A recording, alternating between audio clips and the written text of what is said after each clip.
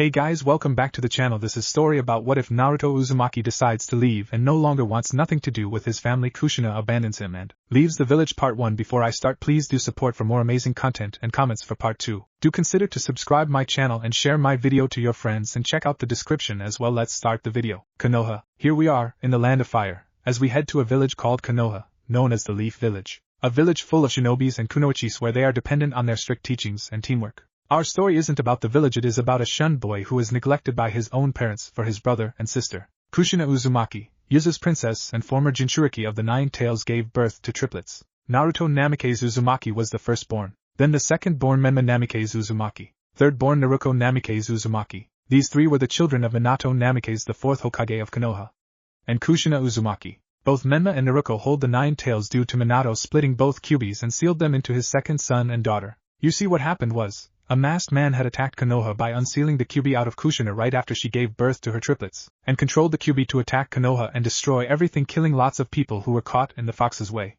Minato had fought the man head-on, and took his son and daughter along with the fox. He summoned the Shinigami to split the Kyubi into two and seal them both into his son Menma and Naruto. After the deed was done, Minato was spared by the Shinigami so that he could live with his family, and after that Minato had declared that both his son and daughter are heroes for holding the Kyubi at bay.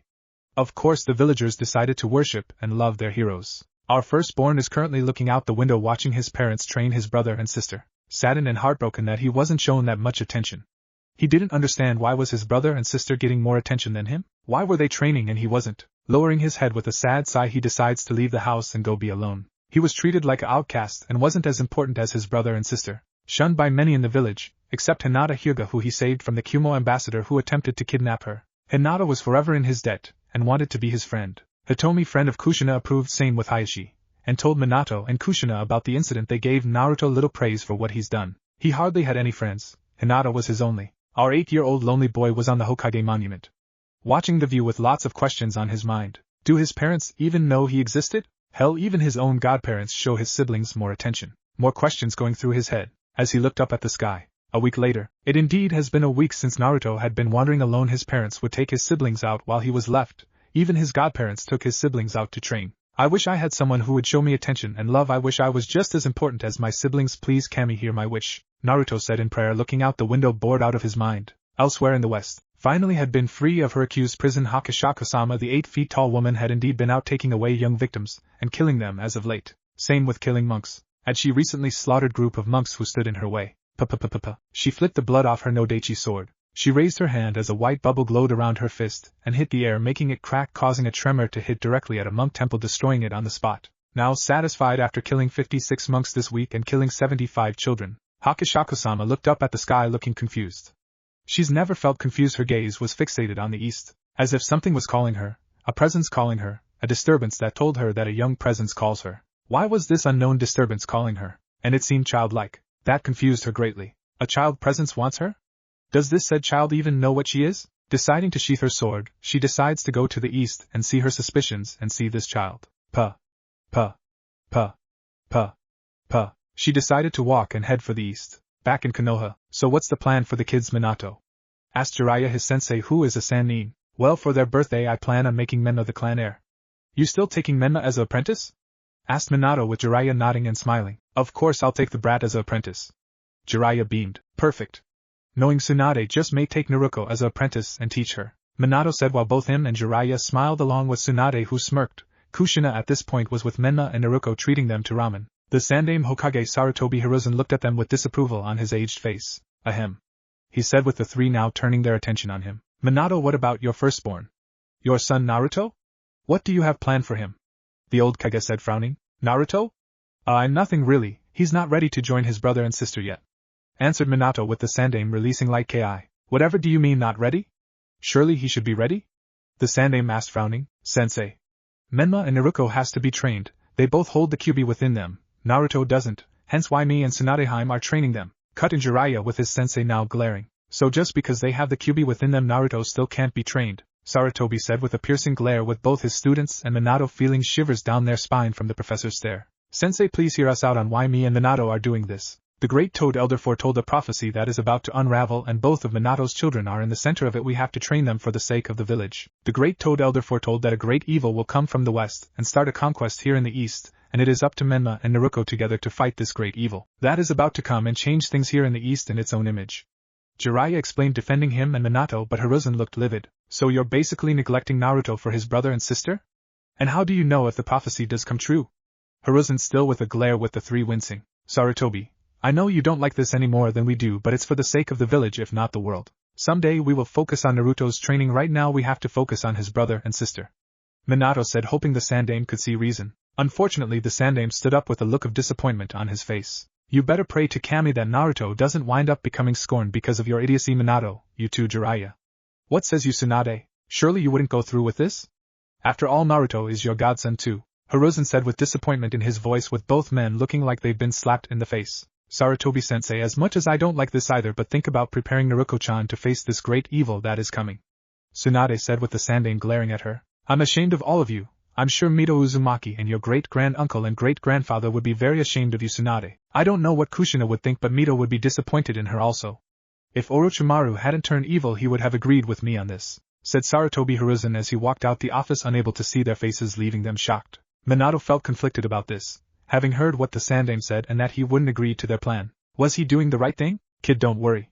Sensei will come around, just give him some time, Jiraiya assured. Minato looked down, nodding slightly. The next day, Naruto would be sitting with Hinata, both sitting on a field alone looking at the sky. Naruto-kun, are you okay? Hinata had asked. She didn't need her Byakugan to see through his mask, which she is aware he is wearing. I am fine, Hinata-chan, he answered, but she frowned lightly. Naruto-kun, you know you don't have to lie, she pointed out, seeing him sigh, knowing she was right. No, I'm not okay, Hina-chan. It's just I don't get or understand why my parents giving so much attention to my brother and sister, and they act like I don't exist. Every time I try to get their attention, they either ignore me or brush me off to something else. They train Menma and Naruto every day, including my own godparents. I just feel like they've forgotten about me and don't even want to train me, Naruto said sadly, with Hinata also looking saddened at that. She wondered, should she bring this up to her mother and father? Because this isn't right. Naruto-kun shouldn't be saddened, and his parents should start showing him love and affection. There, Naruto-kun, I'm sure they haven't forgotten you entirely, said Hinata, putting a hand on his shoulder, and at that moment Naruto's brother Menma showed up. Hinata-chan, there you are. Why are you with this loser? Come hang with me, Menma said, causing Hinata to surprisingly glare at him. No thanks. Can't you see I'm with him now? Hinata said, seeing him frown. What do you see in that hopeless loser? He's not even a clan heir. Which will be me soon, Menma said, with both Naruto and Hinata widening their eyes. Hold on, I'm the firstborn. It should go to me, Naruto said, standing up. Oh, like you can ever be clan heir. You haven't been trained yet. Father is making me clan heir on our birthday, brother, not you, Menma said with a smug look as Naruto's mask was slowly cracking. After hearing that, Naruto started to walk away. That's right, walk away, Menma said, now with his attention on Hinata, who also walked away. Where do you think you're going, Hina-chan? That loser is leaving, Menma said, with her looking at him with rare anger. I'm going home. She spoke rather coldly at him as she continued to walk her way home. Namike's house. Naruto came home with a depressed look after learning that he is losing his clan heir status. He decided to go upstairs and get in bed, as he decided to sleep. Dreamscape. Now in his own dream, looking sadly as rain clouds appeared in his dream, raining, with thunder booming in the sky. Feeling very depressed and saddened. That was until it stopped raining, looking confused. He heard a strange sound he has never heard of before. P-p-p-p, voice chanted. Raising a brow and looking more confused, he stood up from his position and followed the source of that sound. P-p-p-p-p-p-p. When he got there, he saw a wall hedge, and behind it was a tall woman, wearing a straw hat as she opened her dark blue eye, meeting eye to eye with Naruto. Naruto couldn't believe how beautiful she looked. She's huge. Who is she?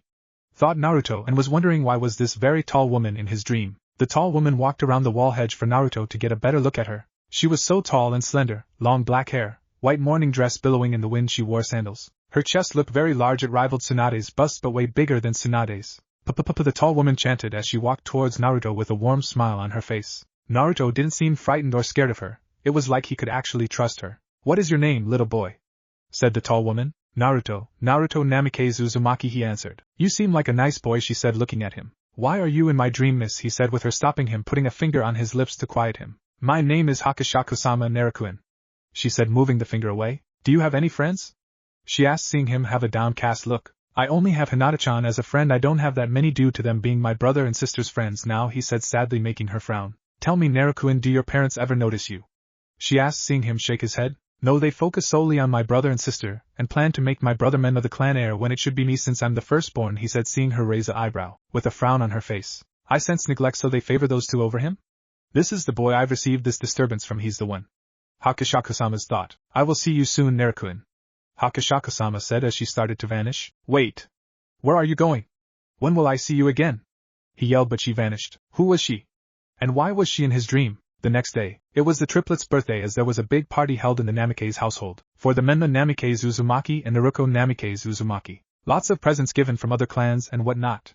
It was then Minato had announced Menma as clan heir. Naruto was in window with a sad look after hearing that, as he decided to walk away from his window. Worst birthday ever. Hinata and her mother arrived, who looked to be pregnant, carrying her little sister Hanabi. Kushina walked up to them. Hitomi-chan. Hinata-chan. Welcome to the party. Here for Menma and Naruto's big day. Kushina said with a smile as her friends surprisingly glared at her. We aren't here for either of them, we are here for Naruto-kun, said Hitomi, who was very displeased with her friend after Hinata had told her what happened. Naruto? Why are you here for him? She asked with Hitomi's glare increasing. It's his birthday too, you know. So it's true that you do favor your other son and daughter over him, says Hitomi with disgust written on her face, with Kushina looking shocked. Wait a minute, Hitomi, it's not like that. I love all three of my children, said Kushina, hoping her friend doesn't think that way about her. If that were true, then why are you not defending Naruto's right to be clan heir? Said Hitomi said with anger, with Kushina flinching and looking away. Hitomi-chan, please hear me out, Kushina decided to say, but was cut off when Hitomi spoke again, walking past her. You disappoint me, Kushina, and you call yourself a Uzumaki. We are getting Naruto and taking him somewhere special for his birthday, since this party is about your favorites, hissed Hitomi, with Kushina looking hurt by that watching. Hitomi-chan, wait, pleaded Kushina, who started to go after her friend and try to explain. As soon as they got into the house, Hinata decided to upstairs since she knew where Naruto's room would be. Naruto-kun, it's me. Hinata would open the door and only saw the room empty, but she did spot a note on his bed. Walking over to it, she picked it up and began reading it, only for her eyes to widen and tears shed as she immediately ran out his room, running past Kushina and her mother. Hinata-chan? Her mother said, seeing her daughter run past her crying, as she decided to go to the room to see what made her daughter run like that, as she saw the note and picked it up, reading it also, only for her to widen her eyes. Hinata, wait! Screamed Hitomi. Hitomi, what's going on? Kushina asked, only to receive a slap from her friend, shocked that her friend slapped her. This is all you and Minato's fault.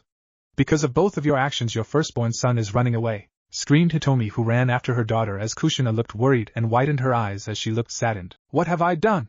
Kushina thought, running to go alert Minato. With Naruto, he couldn't take it anymore.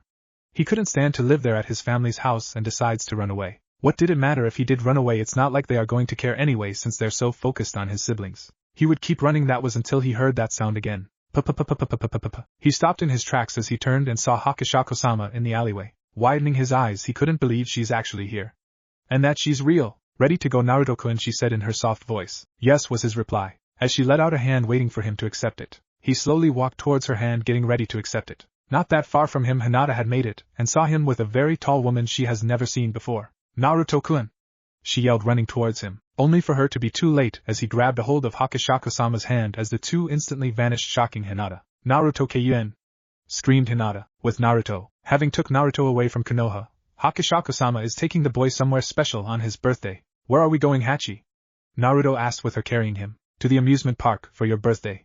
Have you been to one? She said, looking down at him, seeing him shake his head, which of course she knew his parents doesn't seem to involve him into anything. Well, you and I are going to have plenty of fun on your birthday, Hakashako-sama said with a warm, gentle smile on her face, as they suddenly reached to the amusement park, as Naruto widened his eyes at the amount of rides, games and other fun stuff such as animals, clowns. But there is one problem. There is no one at the amusement park but Naruto and Hakashako-sama. Funhouses, balloons everywhere, snack bars. Naruto looked really excited as Hakashako-sama smiled and giggled as the two walked to the first ride, the merry-go-round. The two would also be on a trolley or train with a monkey wearing a train conductor hat. As Naruto sat close to Hakashako-sama, with her putting her arm around him, which he liked, the two would eat vanilla ice cream together. As Naruto shared some of his with her, the two would play with each other in the pen with colorful balls. Hakashako-sama giggled as Naruto, for the first time in his life, laughed with a wide smile at the 8-foot-tall woman. She would take him to see animals, such as lions, tigers, elephants, seals and any other circus-related animal. They would be on a grassy field with green bright grass and flowers as they ran up the hill and rolled down to the bottom in each other's arms, laughing and giggling without a care in the world.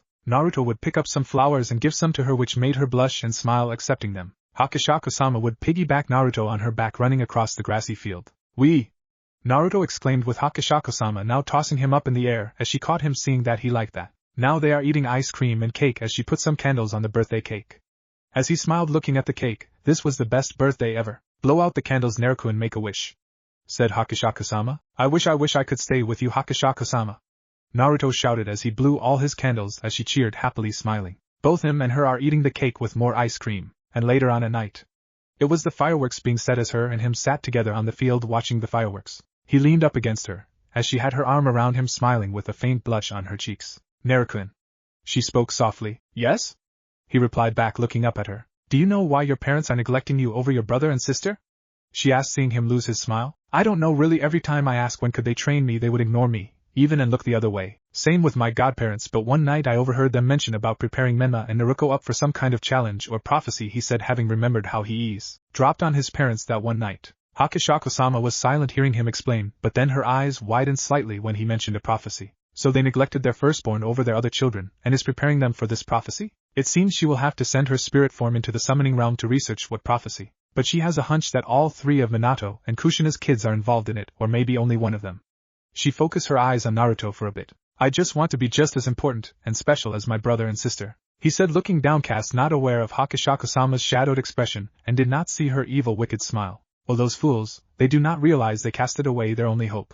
Who could possibly be in the center of this prophecy? Hakashako-sama said in thought as she had a very evil plan growing in her mind. If she plays her cards right and influenced Naruto in her own image she could help him with his revenge and let him give all who wronged him hell. Eren Naruto if you want to be as special and important as your siblings I could help you with that, said Hakashako-sama with him now looking at her with hope in his eyes. Can you? Naruto asked as she nodded with a warm smile. Of course. It's what I do. Hakashako-sama said with a bright smile. Really? Awesome. I get training. Naruto cheered happily. Oh this is just too perfect. All I need to do now is let the hate for his family and everyone who wronged him grow within him, push him to vengeance and maybe torture his own family with great vengeance and furious anger, she said in thought with a hidden sadistic smile. When do we start? Naruto said too excited. Oh we will start very soon Naruto. First let's find us a place we can call home, she said carrying him in bridal style. Oh yes this was definitely going to be fun. Her and Naruto-kun together. She will help him and make him her ideal of a young partner and mate. He's a little too young for her to mate with her. Maybe when he's like 12 then she can start but first she must train him and empower him with enough power to crush his siblings and watch as his mother, father and godparents witness true vengeance and the fear to victory. She can hardly wait to hear the agonizing and blood-curdling screams. Oh how doomed the elemental nations are. Konoha at the moment. Now in the Hokage office Minato along with his wife Jiraiya, Tsunade, Hitomi, Hinata and Hiruzen even Mikoto came. Shizen was currently at the Konoha hospital managing it for Tsunade. Everybody calm down. How did this happen? Minato says wondering what possessed Naruto to just get up and leave. Hiruzen just glared at Minato. Hitomi had told him what happened and gave him the letter. How did this happen? For someone who's a leader of the village and very smart. You don't even know your own son. Hitomi hissed with Kushina flinching at her tone even Minato winced. Hitomi-chan please Kushina said trying to reason with her best friend. Quiet Uzumaki-san. Because of you and Minato Naruto-kun is gone with some stranger. Hissed Hitomi. Wait a minute, what do you mean gone? Why would Naruto leave on his birthday? Asked Mikoto Uchiha. Hinata-chan can you tell us who took Naruto? Surely you saw him going with someone after you told me. Hitomi asked her daughter as everyone focused on her. She looked angry glaring at those responsible for hurting Naruto-kun. Who I saw with him was a big woman. Hinata answered with everyone looking confused. Big woman? How big? Jiraiya asked. I can't tell, she was very tall and big. She wore a white dress, sandals and a straw hat on her head. She had pale skin and long black hair. Hinata said describing Hakashako-sama with the adults in the room absorbing description Hinata had mentioned. That's odd we don't have that many tall women in Konoha pondered Tsunade. But what could this tall woman want with Naruto? How could she take Mikoto spoke with Hinata cutting her off. She didn't take him he went with her willingly. I saw what I saw. Said Hinata as she probably knew why he went willingly. I don't understand? Mikoto asked with Hitomi giving her a look. Why don't you ask Uzumaki-san and Namikaze-san? They are mostly the blame for this. Hitomi said with Mikoto looking at the two who did not meet her look. Kushina what is Hitomi talking about? Asked Mikoto with Kushina not looking her way. We focused more on Menma and Naruto because they both held the QB within them. I wanted to train him but Minato-kun says we should focus on both of them Kushina answered with Mikoto looking appalled. So basically you neglected him. Leaving him out. How could you? Screamed Mikoto looking outraged. Please listen Mikoto-chan. It wasn't like that Kushina would try to see only for Mikoto to blaze her Sharingan to life glaring at her best friend. Now let's not get hasty, Jiraiya said, only to flinch from both Mikoto and Hitomi's look. Hiruzen joined in glaring. Shut it, you fucking hermit. You're Naruto's godfather. How could you neglect him? You and Tsunade both are just as guilty as they are, and because of your stupidity, he's gone with some woman we have never seen before. Mikoto ranted. Wait a minute now. It's not my fault that the little brat ran away with a stranger. Jiraiya defended himself. It's pretty much all of your faults that he ran with this stranger, and now we may never know where he is. If anything, he just may be much better with this stranger, Hiruzen said with Minato glaring. Hold on there, Sarutobi, that's my son you are talking about. Minato says with anger on your face. Son? I'm sorry, but did you just say son? I thought Menma was your son. You, Kushina, Tsunade, and Jiraiya are all to blame for this, neglecting your firstborn over some prophecy by focusing all your attention on Menma and Naruto. You better pray to Kami that Naruto doesn't become scorned and seeks vengeance upon all of you. Hiruzen shot back as he left, leaving Minato and the rest stunned from his words. Come Hinata-chan, we are going home. Hitomi said, not wanting to look at her friend anymore as both of them left. Mikoto decided to leave. Mikoto-chan, wait. Please let me explain. Kushina said with a pleading look. The Uchiha woman turned and scowled at her former best friend. I don't know who you are anymore. Mikoto says as she left, leaving Kushina to tears. We need to find out who that woman was that took Naruto and get him back. Minato says. But how? How can we find him? Kushina said with tears in her eyes. I don't know, honestly. I'll have the tracker team investigate on this maybe, and see can Sim's dogs get the scent of this stranger. Minato says. With Naruto and Hakashaku, she carried the boy and piggyback as they traveled far into the west. The two would venture through the western lands and plains. She would look for a perfect place for them to call home, and knew the perfect one where no man or person has ever set foot in. And the place she was going to was Inaki village, a cursed village that no one would ever set foot in and would never come back alive. You must take a small side road past old Inaki tunnel to find the village. It's small and easy to miss, so most people don't ever find it. She spotted the tunnel that appears to be sealed up, which looks like the work of those damn monks who sealed it up. Looking annoyed, if you're brave enough to enter yourself, it said the village is full of traps and the villagers themselves will attack you with hatchets and sickles. There's no phone service either, so you'll be completely on your own. The village is said to have been isolated from the outside world since the Edo period, and because of that, the government treats them as a special reservation. If you're foolish enough to go in there, you are entirely on your own, and no one who has entered has ever escaped alive. Hakashaku-sama felt no fear from this place. She was going to make this both hers and Naruto's home and village, and because of her yokai aura and influence she can shift the village in her own way. She gently laid Naruto down and unsheathed her sword and cut down the seals as the barrier was lifted. She picked him up and went inside the haunted tunnel. It said you'll hear howling and screaming in the woods of Inaki Ridge. And Inaki village, the most fearsome of all. The haunted tunnel had seemed to respect Hakashaku-sama along with who she brought. Its curse has no effect over her or Naruto for that matter because of her influence. Having reached the end of the tunnel she gazed at the haunted village. Vacant and in current ruins, corpses, it seems the villagers were driven insane and had killed each other. No sign of life here in this village. Everything here looked barren, no grass, no animals, or even water. Good, since she can control the dead, maybe she can manipulate the dead to rebuild this broken down village. But before she could do that she would find them a place to stay at. She went into what looks like a house big enough for a family to live here in peace. Walking inside she smiled. She found a bed for Naruto to rest on since he was still asleep. Walking out the house, she smiled evilly. She would raise her slender arms and flare her yokai chakra, spreading it all over the village, reviving the dead. Corpses would moan after being revived as they all turned towards their master who revived them. Rebuild and fix this village. I want it in good shape for my mate. She ordered, and without question, they carried out her demand and started getting to work. Now all she had to do was see how to make Naruto special, since she promised him. She will look for a way to make him special and then train him, plus drive him to hate his family to get his revenge upon them. Konoha one whole day later, at the Hokage Tower. Well, what could you get from your dogs, Sim? Asked Minato. Well, we followed the scent of Naruto as it ended near an alleyway. She explained as he nodded, waiting for her to continue about the stranger who Naruto gone with. And? He said. As for the stranger, the moment the dogs sniffed the scent, the dogs became spooked all of a sudden and whimpered. I don't know what could have frightened them like that. Sim said with Minato now raising a brow. Her dogs are afraid of something that took Naruto? Just what it is they are afraid of. I see. Thank you for your help, said Minato, seeing her walk off as he sighed. I take it you heard that, Jiraiya-sensei. Minato says with his sensei appearing out the window. Yes, hard to believe Sim's dogs would be afraid of whoever took Naruto. The Toad Sage pondered. You think we should ask for the toads for guidance? Minato asked with Jiraiya nodding. I suppose it won't hurt to ask them. Maybe they could shed some light on the situation of our culprit, and know who she is. And the fact that she could teleport, said Jiraiya, now summoning Ma and Pa in the office. What seems to be the problem, Jiraiya boy and Minato boy? Said Pa, looking at both of them. Ma and Pa, we need your help. My son Naruto had ran away with some tall woman. Minato said with both frowning. He ran away? What did you do? Accused Ma with a glare as both men flinched. Well, we have been focusing on Menma and Naruto's training and never trained Naruto. Jiraiya answered with both now glaring at him. So you neglected your own tadpole? Growled Pa with anger on his face. Pa and Ma, it wasn't like Minato says, but Pa slammed his cane on the ground. Don't lie to us, Minato boy. Because every time Jiraiya mouths off about Menma, not once did we hear him say anything about Naruto. And we suspected something was wrong. How could you two focus on your other two tadpoles and not your first one? Yelled Pa, looking ready to beat them. Because of the prophecy the great Toad Elder foretold.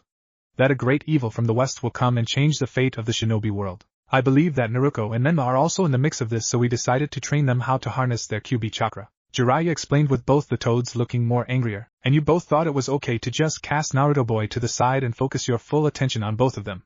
Yelled Ma with them looking away. We plan to train him someday, it's just that Menma and Naruto are our top priority, and that we should prepare them against this great evil, said Minato, flinching from the looks both toads sent him. And pray tell us who did Naruto boy ran off with? Since we could tell he felt like he wasn't as important as his siblings. We are so disappointed in both of you. You can forget having Menma sign our contract, said Pa with both of them looking shocked. What? Why? I had promised Menma that I would take him as an apprentice, and teach him the way of the toads. Jiraiya asked looking shocked. Because that boy isn't worthy of being taught and trained by us. He's clearly arrogant. Naruto deserves to learn from us. But you idiots destroyed that by making him run away. Now tell us, who is this stranger he ran off with? Surely you know who the culprit is? Shouted Ma. He ran off with some tall woman from what Hitomi's daughter mentioned. She was very tall, pale skin. She wore a straw hat and a white morning dress and some sandals and long black hair. Jiraiya had answered as both toads who listened suddenly lost color on their skin hearing the description of who that culprit was and had looks of fear. He went with her, said Pa with wide eyes full of fear. Minato and Jiraiya noticed how fearful both toads were. Her? Do you know who she is? Asked Jiraiya. Of course we know who this is. And she's not someone we should cross or anger. She was supposed to be imprisoned, said Ma, who was trembling in fear of who this woman was who Naruto went with. Who is she? And why do you both fear her so much? Asked Minato, who was surprised by this. She's a demon, a monster, a killer of children, exclaimed Pa. Both men looked taken back by this. Who are you talking about? Asked Jiraiya as both toads looked at them with fear still on their faces. We are talking about Hakashaka-sama, the 8 feet tall woman. She is something you both know very little about, answered Pa. And you say she kills children? Asked Minato with the edge of fear, hoping this woman doesn't target his other 2 children. She does. Rumor has it that when you are liked by Hakashaka-sama you are destined to die in a few days by her hands, and she won't stop at nothing until she gets what she wants, said Ma with fear in her voice. So you think it's possible that she killed Naruto? Asked Jiraiya as both shook their heads. We do not know it's possible, but we don't know what are her intentions with Naruto boy. Never thought she would come from the west to take him. Pa says. You're saying that as if she's been here to the east before? Said Jiraiya. She's been to the east here, in the elemental nations. She was here when the era of the Sage of the Six Paths was present, and rumored to be seen in the first and second shinobi war, kidnapping and killing many young victims, explained Pa. So how do we get Naruto back from her? Asked Minato. That is a bad sign. Taking away someone she likes will lead to bloodshed, said Ma. Well, can't we have your assistance in getting him back from her? Asked Jiraiya. No. They both said in unison, shocking both men. Why? Shouted Minato. We can't be involved. She can send her spirit form into the summoning realm, said Ma. Do not provoke her, she's not someone you want to anger. Please heed our warnings, we must bring this up with the entire summons in the summoning realm that she has returned, said Pa. Hey, wait. We need your help, pleaded Minato. I'm afraid we cannot help you. This is out of our hands, just heed our warning, because if not Hakashako-sama will kill you all. She's not just a child killer, but a bringer of death, said Ma as both of them vanished, leaving the two stunned. What do we do? Asked Minato. We must tell Kushina along with Tsunade, they need to know this, and we must pay very close attention on Menma and Naruto, she might just target them next. Jiraiya says. In Inaki village, Naruto wakes up and smells food being cooked. He noticed he was in a house, meaning Hakashaka-sama found a place. He found her in the kitchen cooking pork ramen, since she had left the village to hunt a boar and bring water and the ingredients to cook ramen. Era. You're up, Naruto, she said with him coming towards her sitting on a chair, as she brought him his bowl of ramen. He smiled and started eating as she sat by him eating hers. So where are we, Hachi-chan? He asked. We found our own village, Naruto. We both own it, and we will be living here for eternity, she explained. Awesome. So I can be my own Kage? He said with a smile. Exactly. And when we get the chance, I'm going to make you as special as your siblings that I promise you, she said with him beaming at that. I can hardly wait, he said beamed. Namike's manner. That worthless idiot, growled Menma. He ruined everything, he added in frustration. As Naruto looked at her brother who is blaming on their way other brother Naruto who ran away. He ruined our birthday party. I hate him, ranted Menma while Naruto looked away from him ignoring his ranting, as she looked out in the window with a sad face. I'm sorry Naruto, she thought, only hoping that her older brother will be okay. With Minato, he went with who? Screamed Kushina looking pale and frightened for the boy she neglected. Minato and Jiraiya told her of who her son had went with willingly, and told not just Kushina but Tsunade as well as both women were shocked. Hachishikuzuma muttered Tsunade as she recalled how her great-grandfather and great-grandma Mito told her the story about Hachishikuzuma. We must get my baby boy back. She shouted she feels horrible for what she had done. Kushina, I'm afraid it's impossible to get him back, we don't even know where he is. Says Minato trying to calm her down. I don't care. I want my son back. She yelled. We don't know where to find her or know where she is. The toads refuse to help us and are angry with us as well due to focusing on Menma and Naruto, says Jiraiya, just wondering how big of a deal this Hachishikuzuma is. And whose fault do you think that is?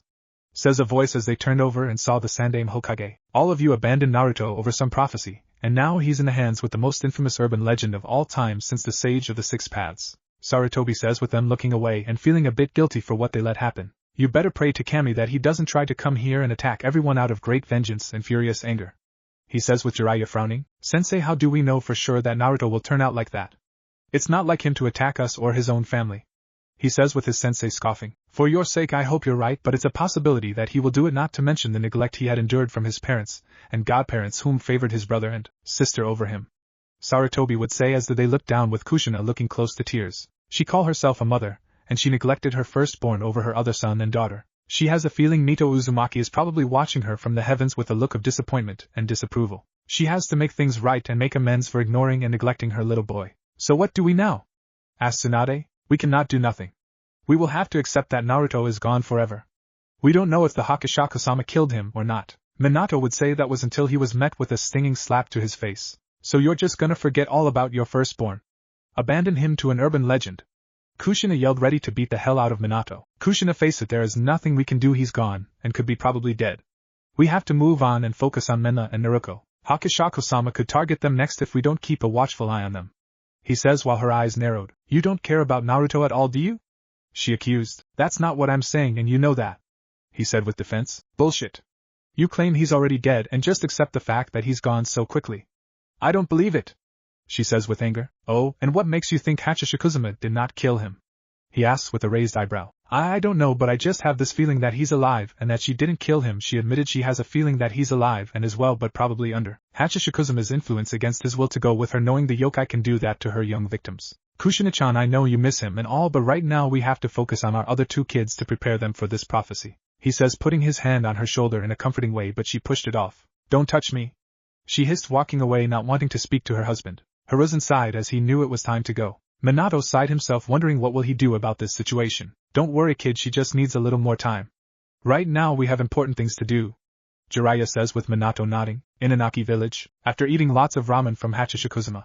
The boy is currently looking at his new caretaker who smiled at him. She knew the plan to make him special, and that was to turn him into a yokai. Like she is, she grinned evilly. Her blood. Her blood is the answer for all this. She grabs a knife and slits her palm of her hand, letting drops of blood fall in Naruto's tea. After letting a few drops fall in there, she healed her cut, and then flared a little of her yokai chakra into the tea. Then stirs it up as it glowed a red ominous aura. The whole cup of tea did as she smiled. As she finished stirring, she brought to him. Ah, what's that, Hachi-chan? He asked, seeing her come to him. It's my special tea I created. I thought you should try it. She says, handing him her cup as he accepted it, and drank its contents, unaware of the wicked smile on her face. That tasted good. What you put in it? He asked. Oh, just my special ingredient. She says with a smile. At full moon it will change him. Was her thoughts looking at her future ideal of a young partner or mate? Later on that night, as the moon illuminated, it was full, flaring its lunar glow and brightness as it shines down on the Inaki village, on the house Hachishikuzuma and Naruto were both in. Now in bed with her, a great change had happened to his body. As his human blood had changed to yokai blood, his appearance had changed. Instead of being a 6-year-old, he had grew to the age of 15, significantly taller and older looking. His hair grows long that it protrudes out the back of his head. The top half of his hair is white while the bottom half of his hair is black. The transformation had been complete. No more was he a human but a full-blooded yokai. As the morning came, Hachishikuzuma was shocked at his appearance. She could feel the power of yokai chakra surround him. Has her blood ascended him into a yokai like her? And not a typical normal yokai? He began to take up, opening his eyes. His pupils were narrowed and no longer blue but red. What is this? Why do I feel different? he asked, getting up out of the bed only to widen his eyes at his new permanent appearance. Whoa! It was then he noticed his voice had changed. It was much calmer, and cold yet slight sinister. Hakashaka was too stunned to say anything. She had realized what she had done. What happened to me? He asked, looking at his appearance in the mirror. That would be my doing, Naruto-kun. Remember how I said I would make you special? She says with him nodding as she explained how she done it. So I'm a full-blooded yokai? He asks with her nodding. Excellent. A thin smile played on his face looking at his new appearance, then turned towards Hakashaka-sama. It seems I will have to thank you for turning me into this, he says with a grin, walking towards Hakashaka-sama, who, when seeing him walk towards her, and then surprisingly kiss her on the lips, making her widen her dark blue eyes. The kiss broke apart as she blushed looking at him. Now my dear, let's get something to eat, he would say, walking away. She looked at him with clear lust. She didn't think her blood would turn him into the yokai. It was as if she had accidentally turned him into a yokai lord. Now her plans will go further for him, along with the future of the East. Konoha at the moment, Minato sighed. Things have not been going well for him. Ever since Naruto has gone with this Hachishikuzuma, things have not gone well for him. And not in a good way. His family is falling apart, though he, Jiraiya and Tsunade are currently training Menma and Naruto. Kushina, on the other hand, drifted from their training. She didn't want no part in training them anymore. Ever since Naruto gone with Hachishikuzuma, Kushina refused to talk to Minato, and she never came home. She went to a motel. He has to get her back to help train their children. He decided to go find his wife and talk to her, with Kushina, who is in her motel room. Having left the Namikaze manor, while drinking sake, getting drunk to drink away her sorrows and that she is a horrible mother, she would not stop crying tears of what she had done. Her friends Hitomi and Makoto doesn't want to talk to her or ever see her again because of how she neglected her son. Why did she do it? Why did she even listen to Minato? She cried harder. Her firstborn is gone with this Hachishikuzuma. She heard stories of the 8-foot-tall woman, and what she does in her nature towards young victims. Hakashaka-sama is a yokai, a vengeful one at that. This demon always targets children and kidnaps them. It's unknown what she does to her captive victims. Some tales of the legend says she kills children for the pleasure or devours them. And not that Hakashaka-sama is a child killer, but a bringer of death. And now that monster has her son, a son she neglected. Kushina shed tears. What kind of mother is she? She did not believe Hachishikuzuma killed her son. She took another sip of her sake bottle. That was until she heard a knock at the door. She went to go see who it was as she opened it, only to scowl at the person she did not want to see right now. It was her husband Minato. What do you want? She hissed at him. Please, Kushi-chan, come home. The children miss you. I miss you, please, he begged. Go away, she says, closing the door, but he stopped it. Kushina, please. Don't do this, come home. Naruto and Menma misses you. Don't neglect them, he said, but dodged a sake bottle. Don't you dare accuse me of neglecting them.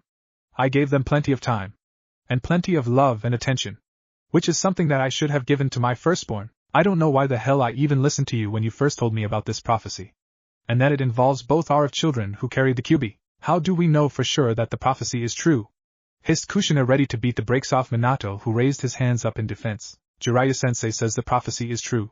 He heard from the great Toad Elder himself. A great evil is coming from the west and wishes to change the elemental nations as we know it. And both Menma and Naruto are in the center of it because they both have the Kyuubi in them.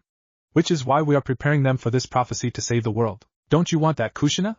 Minato says with her glaring at him. Did we have to abandon our firstborn though? Did we have to ignore him? And act like he didn't exist? Because of a fucking prophecy. When you first brought it up to me and mentioned about training Menma and Naruto, I asked what about our son Naruto. And you said that he can't join because he wasn't the prophecy child like Menma and Naruto. We still could have trained him and gave him attention. Now he's gone and it's pretty much our fault. Because we treated him like an outcast. And he probably no doubt hates us. Kushina yelled with more hot tears from her eyes as Minato tried to approach her and bring her into a hug, but she shoved him out her hotel room. He widened his eyes seeing her angry expression. Her red puffy eyes. Kushi-chan, he says in a pleading tone, looking up at her. Fuck you, Minato. She slammed the door hard. He sighed. He'll have to give her more time to grieve. What will he do now? His kids both need their mother for this training. In Inaki village. Now with Hakashaka having gotten used to being a full-fledged yokai.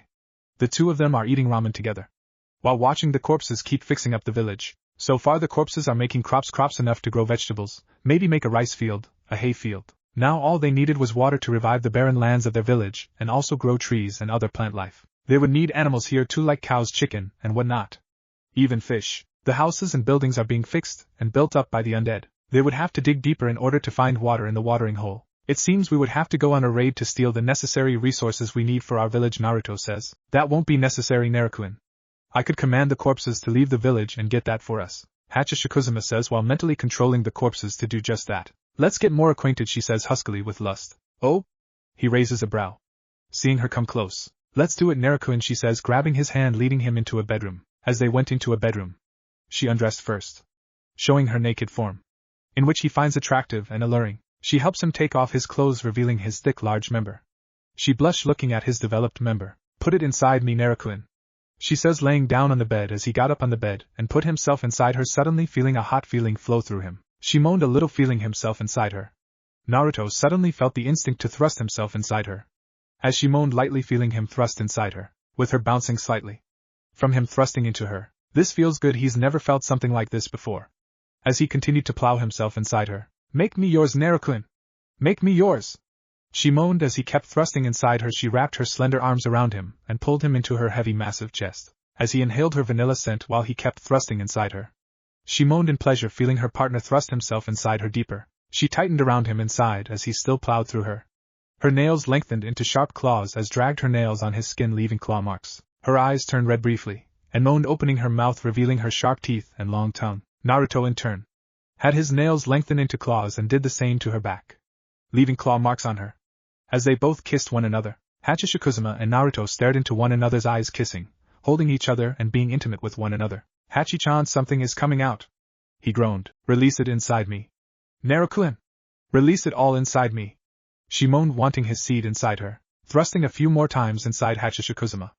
Naruto released his first load of cum inside Hachishikuzuma, as she moaned, throwing her head back with her hat falling off her head. She could feel his sperm impregnate her womb. As she held him, held her new lover as he too held her. The two would rest from their love-making. 4 months later, Inaki village is recovering greatly. The grounds, the soil and dirt was no longer barren. Grass had grown, the crops had grown, vegetables, trees were slowly growing to life, houses and buildings became good as new. The watering hole filled with water that had been dug up deep from the ground. The corpses were still working, still putting the village in great shape. On their new mansion stood Naruto, who watched the newly revived Inaki village grow to life. Besides him is Hachishikuzuma, who is heavily pregnant, looking down at her stomach, rubbing it, smiling, knowing the life that's growing inside her. Naruto looked up at his tall wife with a smile, happy that he gets to form a family of his own. They both held hands and looked at the village that is still in progress of being revived to full life. Inaki village 6 years later, the village has been successfully revived. Grass everywhere, insects in the fresh soil with butterflies flying, trees grown large and massive, strong, red spider lilies in some parts of the grassland, a waterfall that unleashes fresh pure water along with fish now in lakes and river, forest animals in the forest waltzing, rice fields grown along with crops full of all vegetables and fruits, houses fully completed and restored. The corpses had been laid to rest since they have restored Inaki village by Hachishikuzuma's order. Now that the village is restored and rich, full of prosperity to Hachishikuzuma's liking and Naruto's liking. Though the cursed village is still cursed, even the tunnel itself is cursed still, no one would dare come here. The monks had sealed up this village because it was haunted and cursed, but since Hachishikuzuma came here and destroyed the seals so that her and Naruto can live their lives here in eternity, Inaki village is closed off from the western lands that Naruto and Hachishikuzuma live in. In the west there are multiple domains and other lands ruled by lords, governors and warlords. There are other demons in the west who praise after humans. Now inside the village was the family itself who owns the whole Inaki village. 4 children in front of their parents. The first child is a boy. Pale youth and dark hair like his mother. Blue eyes like his father. His hair is long, that is tied up to a ponytail, and bangs that pass his chin, often covering parts of his emotionless face. He wears a black kimono with many white anchor-shaped patterns and wears sandals. Besides the boy is his pet horse, a beautiful white horse named Midori. His mother gave him this horse on his birthday. And what is our boy's name? Hayakimaru Uzumaki. Next to him is his sister, Teiko Uzumaki. She has long black hair with her father's blue eyes, as she wore a trench coat the color of red and likes to ask her father was she pretty. She also likes to carry scissors and many other sharp objects. Her mouth is ear to ear as if she is smiling, with rows of sharp fangs. Besides her younger sisters, who are identical twins, Sadako Uzumaki, black hair with streaks of blonde hair from her father, wearing a white morning dress like her mother. Black eyes. Next to her is her twin Kayako Uzumaki. She was Sadako's twin sister with pale skin and black eyes, wearing a white gown like her mother, black hair with red streaks in her hair. These 4 are the children of Naruto Uzumaki and Hachishikuzuma. Hachishikuzuma still looks as beautiful as ever as she smiled down at the children she and Naruto made together. Naruto looked slightly older, wearing a black kimono with red whirlpools on them. He looked between his mid-20s or still 16. But he looks like he's in his 20s. He looked happy. For these 6 years, he loved his 8-foot wife and children. He loved all his 4 children equally. 6 years of happiness. With his own family. A family he made and created. With the person he loved the most. Hachishikuzuma. So kids, ready for an outing into the west? Naruto says. Daddy? Let's go to the amusement park. Again. Sadako says. Naruto smiled at his daughter, who was in a cheerful mood. Well, Hachi-chan, should we take them to the amusement park? He asked. I don't see why not. Hachishikuzuma says with her children smiling. Then let us go. Naruto says as he and his family get ready to go. Konoha at the moment. 6 years it has been since Naruto's disappearance. Things have not changed. Minato still remains Hokage. While feeling not happy, his family is still somewhat shattered. Kushina still has not returned home to be with Minato, though she has visited her kids for brief moments before returning to her hotel room. That she has lived there for the past 6 years since Naruto's disappearance. 6 years living in solitude in that hotel away from her husband. Minato had tried desperately in pleading her to come back home where she belonged and for them to be a family again. But she closed him off and refused to acknowledge him, blaming him for the loss of their firstborn. While she too was as much as blame as he was, because she should have given her son the attention and love he deserved. But these past 6 years Kushina still believed that Naruto was alive and not killed by Hachishikuzuma. She had prayed to Kami that her son is still alive and not really killed by Hachishikuzuma like all the legends say. Knowing Hachishikuzuma is a child killer, Minato sighed. He misses his wife and wishes she could be with them. He knows both his son and daughter misses their mother, and he's done everything he could to get their mother to come back, but she refuses to even look him in the eye or even say a word to him. He tried having Tsunade to talk some sense into Kushina, but the redhead was also angry at Tsunade too and didn't want to talk to the busted blonde Senju. At least Menma and Naruto are doing well in their training. The Toads still refuse to have Menma on their summoning contract, thus denied Menma and Naruto Toad summoning and learned Toad Sage art. Naruto did have the slug summoning contract, but that was denied too when Gamabunta told Katsuya about Tsunade's actions in neglecting her godson, as the slug boss was very furious with Tsunade's actions and did not want Naruto to sign the slug contract. Things just aren't going well for him. At least his son and daughter will be genin soon. With Menma, he glared at baby picture of Naruto. Menma was very angry at his brother and hated him. His brother ruined everything for him and Naruto. Menma was enraged when Jiraiya told him that the Toads refused having him sign their summoning contract and that he was not worthy and learning from them. He blamed his brother for that. Their mother, who never came home to stay with them, she would make brief visits and then leave. He also blamed Naruto for their mother to leave them. I hate you, Naruto, Menma says. Though not all was lost to him. He tried to get Hinata to acknowledge him and get to know him, but she refuses to acknowledge his presence, meaning that Hinata still longs for Naruto. Must his brother take everything from him? With Naruto, she too have missed her mother while also missing her brother. They were once a happy family. She can't understand everything has fallen apart. She tried to see Hinata one day and tried to befriend her, but the Hyuga girls shot her an angry glare. Hitomi and Mikoto still haven't spoke to Kushina ever since Naruto vanished, which means their friendship is estranged. She sighed sadly. Amusement park. Now at the amusement park where the family is. The first ride he got on was a Ferris wheel with Hachishikuzuma sitting beside him, who looked away from him with a slight blush holding his hands. Sadako, smiling with joy for her part, was on the Ferris wheel with Kayako. Hayakimaru and Teiko were on another part of the wheel too. The next ride they got on were the teacups, as Hachishikuzuma took pictures with a camera she brought. The third ride they got on was the train trolley with the monkey, as the train conductor Naruto was sitting beside Hakashaka-sama with her slender arm around him, pulling him to her side, while Teiko and Hayakimaru sat next to each other in the next seat, with Sadako and Kayako sitting on the next cart. Then they played games. The first game they played was ring toss. Hakashaka-sama tosses 8 rings. Hayakimaru tossed 6 rings. Naruto tossed 9 rings. Sadako tosses 4 rings. Teiko tossed 7 rings. Kayako tossed only 5. The family had ice cream, while Hayakimaru, Sadako, Kayako and Teiko couldn't help but enjoy the sweet taste of vanilla ice cream. Sadako was too busy enjoying the taste of cotton candy, with Hakashaka-sama feeding Naruto his cotton candy. Hayakimaru was eating funnel cake, Teiko was eating hard candy and lollipops, and Kayako was eating some sweets too and eating a candy apple. Sadako played with the monkey that wore a train conductor hat. Hayakimaru and Teiko played with toy katana swords, with Kayako holding a bag of popcorn watching them. Hachishikuzuma and Naruto smiled watching their kids play and have fun. The whole family were having a great time at the amusement park. This is great. Look at our kids, Naruto says with Hachishikuzuma nodding. Papa, yes. They are having fun, Naruto-kun.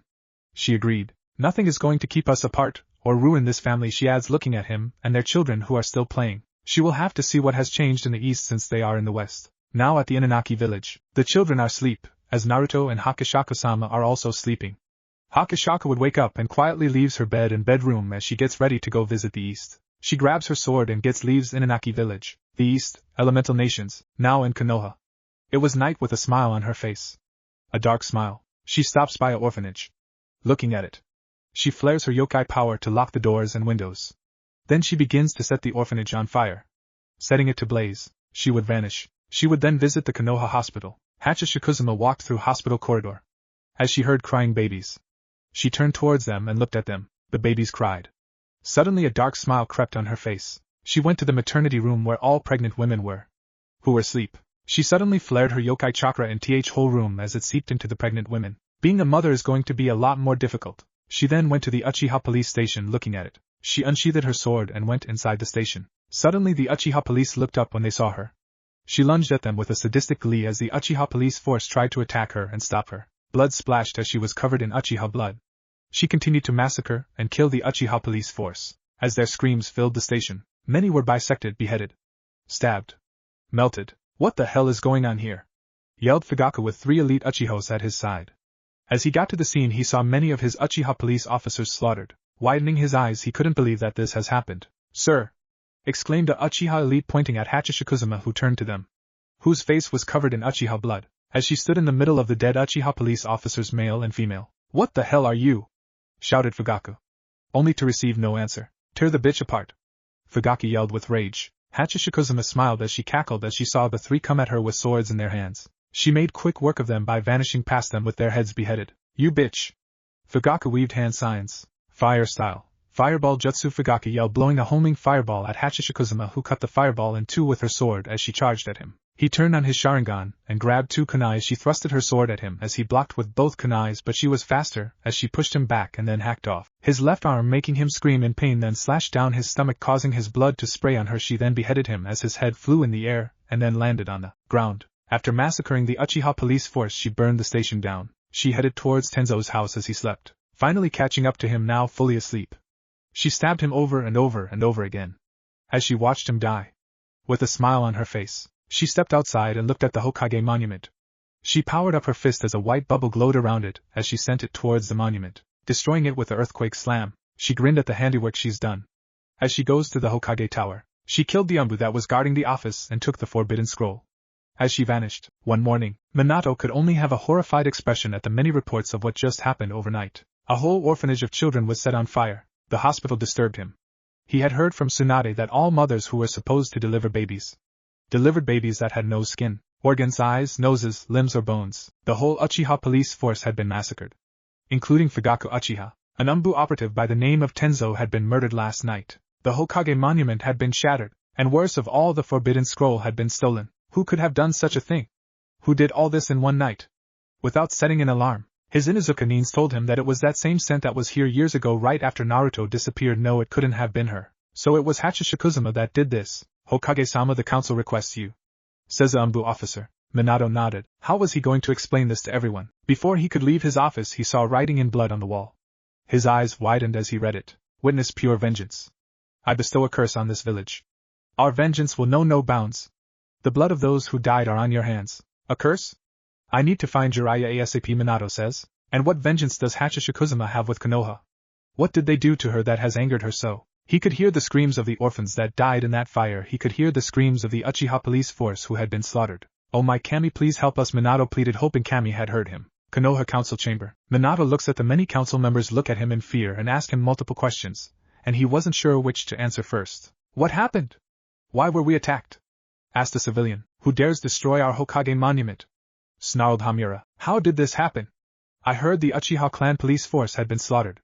Asked Koharu, with Danzo remaining silent, while silently upset that Tenzo had been killed. Mikoto Uchiha, who was now taking her husband's spot on the council until Itachi had returned from his mission. When he returns, he is becoming the new clan head of the Uchiha clan. And why was the orphanage set on fire? Asked Choza. Kushina was not present. She didn't want to be by Minato or attend to the meeting. Everyone calm down. I'll ask all your questions. Minato says calmly, with everyone turning towards him. What do you think happened, Yandame-sama? Have you investigated on who attacked us? Asked Sim. We are still investigating on how this all happened overnight. And find the culprit that did this. Minato assured, with many not believing that. Do you think it was IWA or Kumo that planned this attack? Danzo asked. No. I'm afraid not. Though we are still investigating, he says, not sure whether if he should tell them the truth of who did all this in one night. Still something doesn't add up. I've heard that all civilian women in the Konoha hospital gave birth to babies except they had no flesh. Eyes, noses, limbs. Yet they are alive, Shikaka says, with everyone looking pale and shocked by that. How did that happen? What did all of this? Asked Hayashi, looking at his fellow clanheads. Hiruzen was sitting in the Sarutobi clanhead seat looking at Minato with a slight glare. He noticed the man's posture and body language. There is something that Minato is not telling them? You don't think it was Orochimaru who snuck in here and did all this, do you? Knowing he has a grudge with you for not becoming fourth Hokage, pondered Inoichi with many thinking of the snake Sannin. Possible, but it's unheard of how he exactly snuck in here and did all this without setting off alarms. Minato says so sure, not wanting to exactly tell them who was responsible for all this. That made Hiruzen narrow his eyes. No one knew Orochimaru better but him. That was impossible. Sure, Hiruzen knew that Orochimaru is capable of many things and very crafty, but he knew his student wouldn't be dumb enough to pull such a stunt like this, especially with Umbu, 2 Kage-level shinobi and 2 other Sannin-level shinobi around the village. Orochimaru may be downright cold and evil, but the baby incident, he knew Orochimaru had nothing to do with that. Meaning Minato is hiding something and not wanting to tell anyone who the real culprit is that did all this. Don't worry. We will mourn for those who have died last night, and will double Umbu patrols to catch the perpetrator that did this, Minato says with everyone exchanging looks at one another. Meeting is over. Everyone is dismissed, he says with everyone leaving as he too left, with Hiruzen being the only one sitting there keeping his focus on Minato's retreating form. What are you hiding, Minato? Hiruzen thought, with Kushina, who was still in the motel sitting there with a sake bottle in her hand as she heard what has happened. She didn't even come to the meeting. She didn't even give damn, as she held up a photo of baby Naruto. She began to cry softly, chanted a deep masculine voice that made Kushina's skin crawl and widened her eyes looking around. She brought out her chakra chains. Kushina looked both ways on guard. Kushina jumped and directed all her chakra chains at something. Only to see her hit nothing but the wall. She gave a sigh of relief. Maybe her mind is playing tricks on her. Mother, says a voice that made Kushina widen her eyes. Mother, are you in there? Asked a soft voice.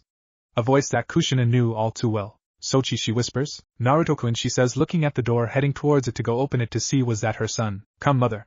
Open up the door, says Naruto. Kushina desperately runs to the door, and opens it only to widen her eyes seeing no one was at the door. Where is he? Where is he, damn it? I know you are here. Cut the shit.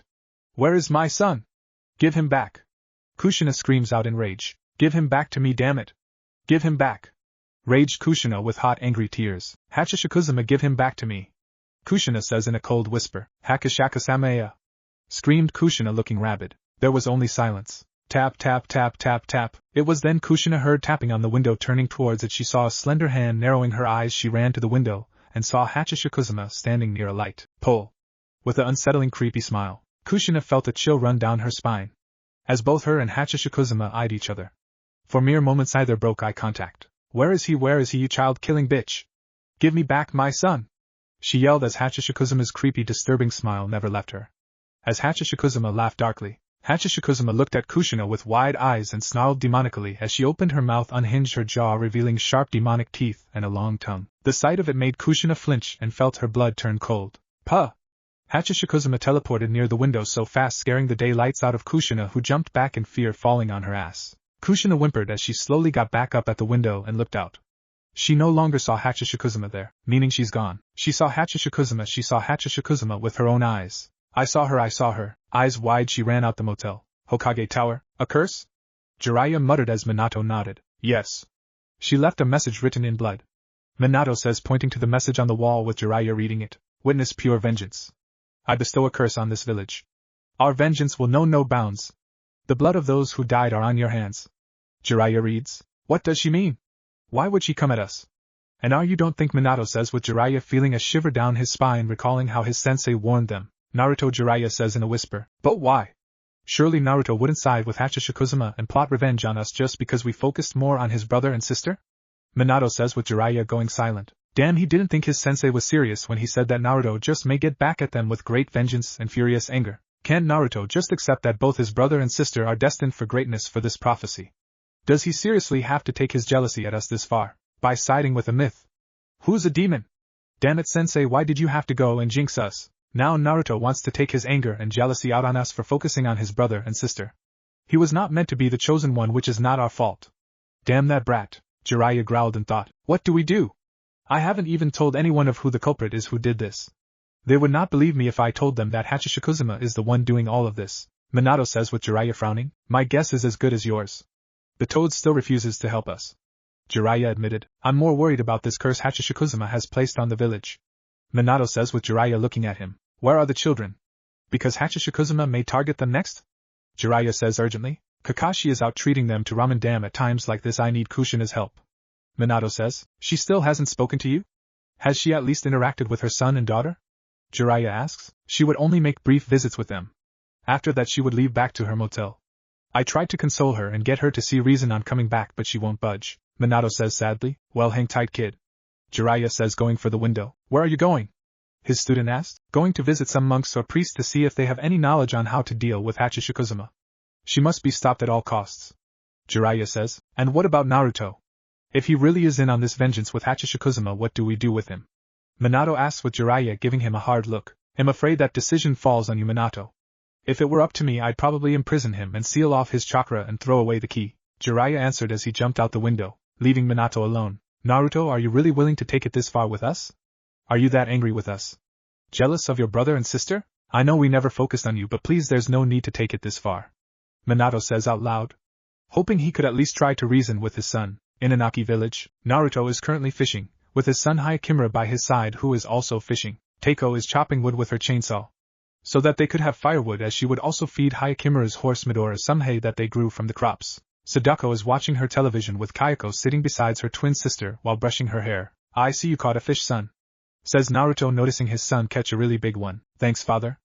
Hayakimura says, looking at his father and the fish. Fishing, are we? Says Hachishikuzuma, who appeared with Naruto walking to his wife as they both kissed each other, looking into one's eyes. Where have you been, my dear wife? Naruto says as she giggled and revealed a very large scroll. Let's just say I went on a trip and happened to have this on my hands. Hachishikuzuma says with a sweet, gentle smile. What is it? Naruto asks, looking at the scroll. The forbidden scroll. Me and you are going to see what lies in here. We could use it to strengthen our village, and us, my beloved Narukuen. Hachishikuzuma says with a smile. I'm looking forward to it. Naruto says with a grin. In Inaki village, now having the forbidden scroll at their disposal, Naruto, Hachishikuzuma and their kids suddenly empowered themselves with vast knowledge of summoning, ninjutsu, taijutsu and sealed weapons.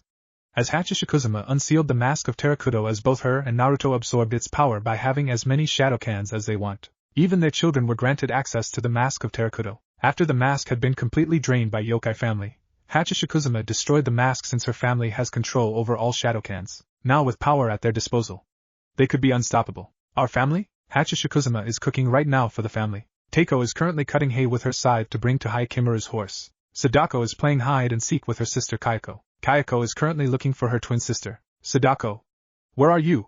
She asked, looking around for her twin as she walked past a well. Sadako quietly came from her well, smiling that her sister can never find her here in one of her favorite hiding places. This well was her favorite hiding area, but also her television is also her hiding place, since she can go inside the television. As she quietly walked away before Kayako would notice that her sister was in that well the whole time, Hayakimura is practicing archery. As he finished hitting every bullseye on each target, Naruto comes into the kitchen, surprising Hachishikuzuma with a kiss while stroking her tall body. Narukuen, Hachishikuzuma moaned, feeling him behind her. What's for dinner? He asks while leaning close on her, inhaling her ever so vanilla scent. Oh, I'm making a large dinner. Since you and Hayakimura-kun did some fishing, we'll be having lots of roasted fish. Hachishikuzuma says. Well dear, in that case I'm leaving the village for a bit, taking Hayakimura and Teiko with me. Naruto says. Oh? Going on an adventure, hope you bring something back. She would say. Don't worry, we'll be back before dinner. Naruto says, kissing his tall wife's cheek, and walked away to go get Hayakimura and Teiko, with Jiraiya, who had visited Fire Country's temple of monks and priests, to try and get any knowledge on Hachishikuzuma and how to stop her. Welcome, how may I help you? Asked a head monk. Hello, I'm Jiraiya of the Toads. I'm sure you've heard of me. Jiraiya introduced, with the head priest raising a brow. And just how may I help you? The head priest asked. I need some information about Hachishikuzuma. I want to know how to defeat her, or kill her at least. Jiraiya asked, with the head monk frowning while having a grim expression that Hachishikuzuma is brought up. Killing Hachishikuzuma is impossible. No man or monk has ever succeeded in killing her. Though there is one way to ward off Hachishikuzuma and defeat her. The head monk says, with Jiraiya frowning. It seems this Hachishikuzuma could be somewhat immortal or something. And what is this one thing? Jiraiya asks. A Jizo seal statue, the monk replied. A Jizo seal statue? What does it do? The toad sage asked, now interested, hoping this could be the answer to their problems. It would seal away Hachishikuzuma, or the very least ward her off from her young victims. The monk replied. Do you happen to have any? The toad sage asked. We only have 2, just in case the 8-foot yokai so happens to return, because last I checked she was sealed away by monks in the West decades ago. But I guess she's back, the monk says. What do you mean? Jiraiya asked. I've been hearing rumors of 20 kidnapped young boys and girls here in Fire Country, and had prayed to Kami that the Hachishikuzuma wasn't back in the elemental nations, the monk replied, with Jiraiya widening his eyes. Could we borrow both of your Jizo seal statues? I need them to capture Hachishikuzuma and seal her away. I have to protect my godchildren, Jiraiya says, with the head monk frowning. I see. So your godchildren has been targeted by Hachishikuzuma? The monk said with Jiraiya nodding. Yes. Both of them are liked by Hachishikuzuma. Jiraiya lied. Even though he was unsure if Hachishikuzuma was going to target Menma and Naruto. Very well. Take good care of them. They are the last ones we have, and be well. The head monk says, giving Jiraiya the 2 statues. Now sealing them in the scroll, he thanked the monk and decides to leave and goes back to Konoha to report to Minato. Konoha at the moment. Menma is looking for someone, and he's looking for a certain Hyuga heiress. He smiled when he saw her leave the bakery as she went to grab a box of cinnamon rolls. And can you blame her though? That's her favorite snack. Cinnamon rolls are best. Especially the Cinnabon kind. Heya Hinata! Menma greeted as the Hyuga heiress turned around and saw who it was as she used her father's cold glare at the boy she loathed, who was directly responsible for making Naruto leave. What do you want? Hissed Hinata. Come on now, Hinata-chan. Why so cold? I only came to ask you, would you like to go on a date with me? He says, looking at her reaction as she scowled at him in disgust. No. She says, turning away. Oh, come on. Please, Hinata-chan. I want you to be my girlfriend. You should be honored to date the son of the Yondaime Hokage.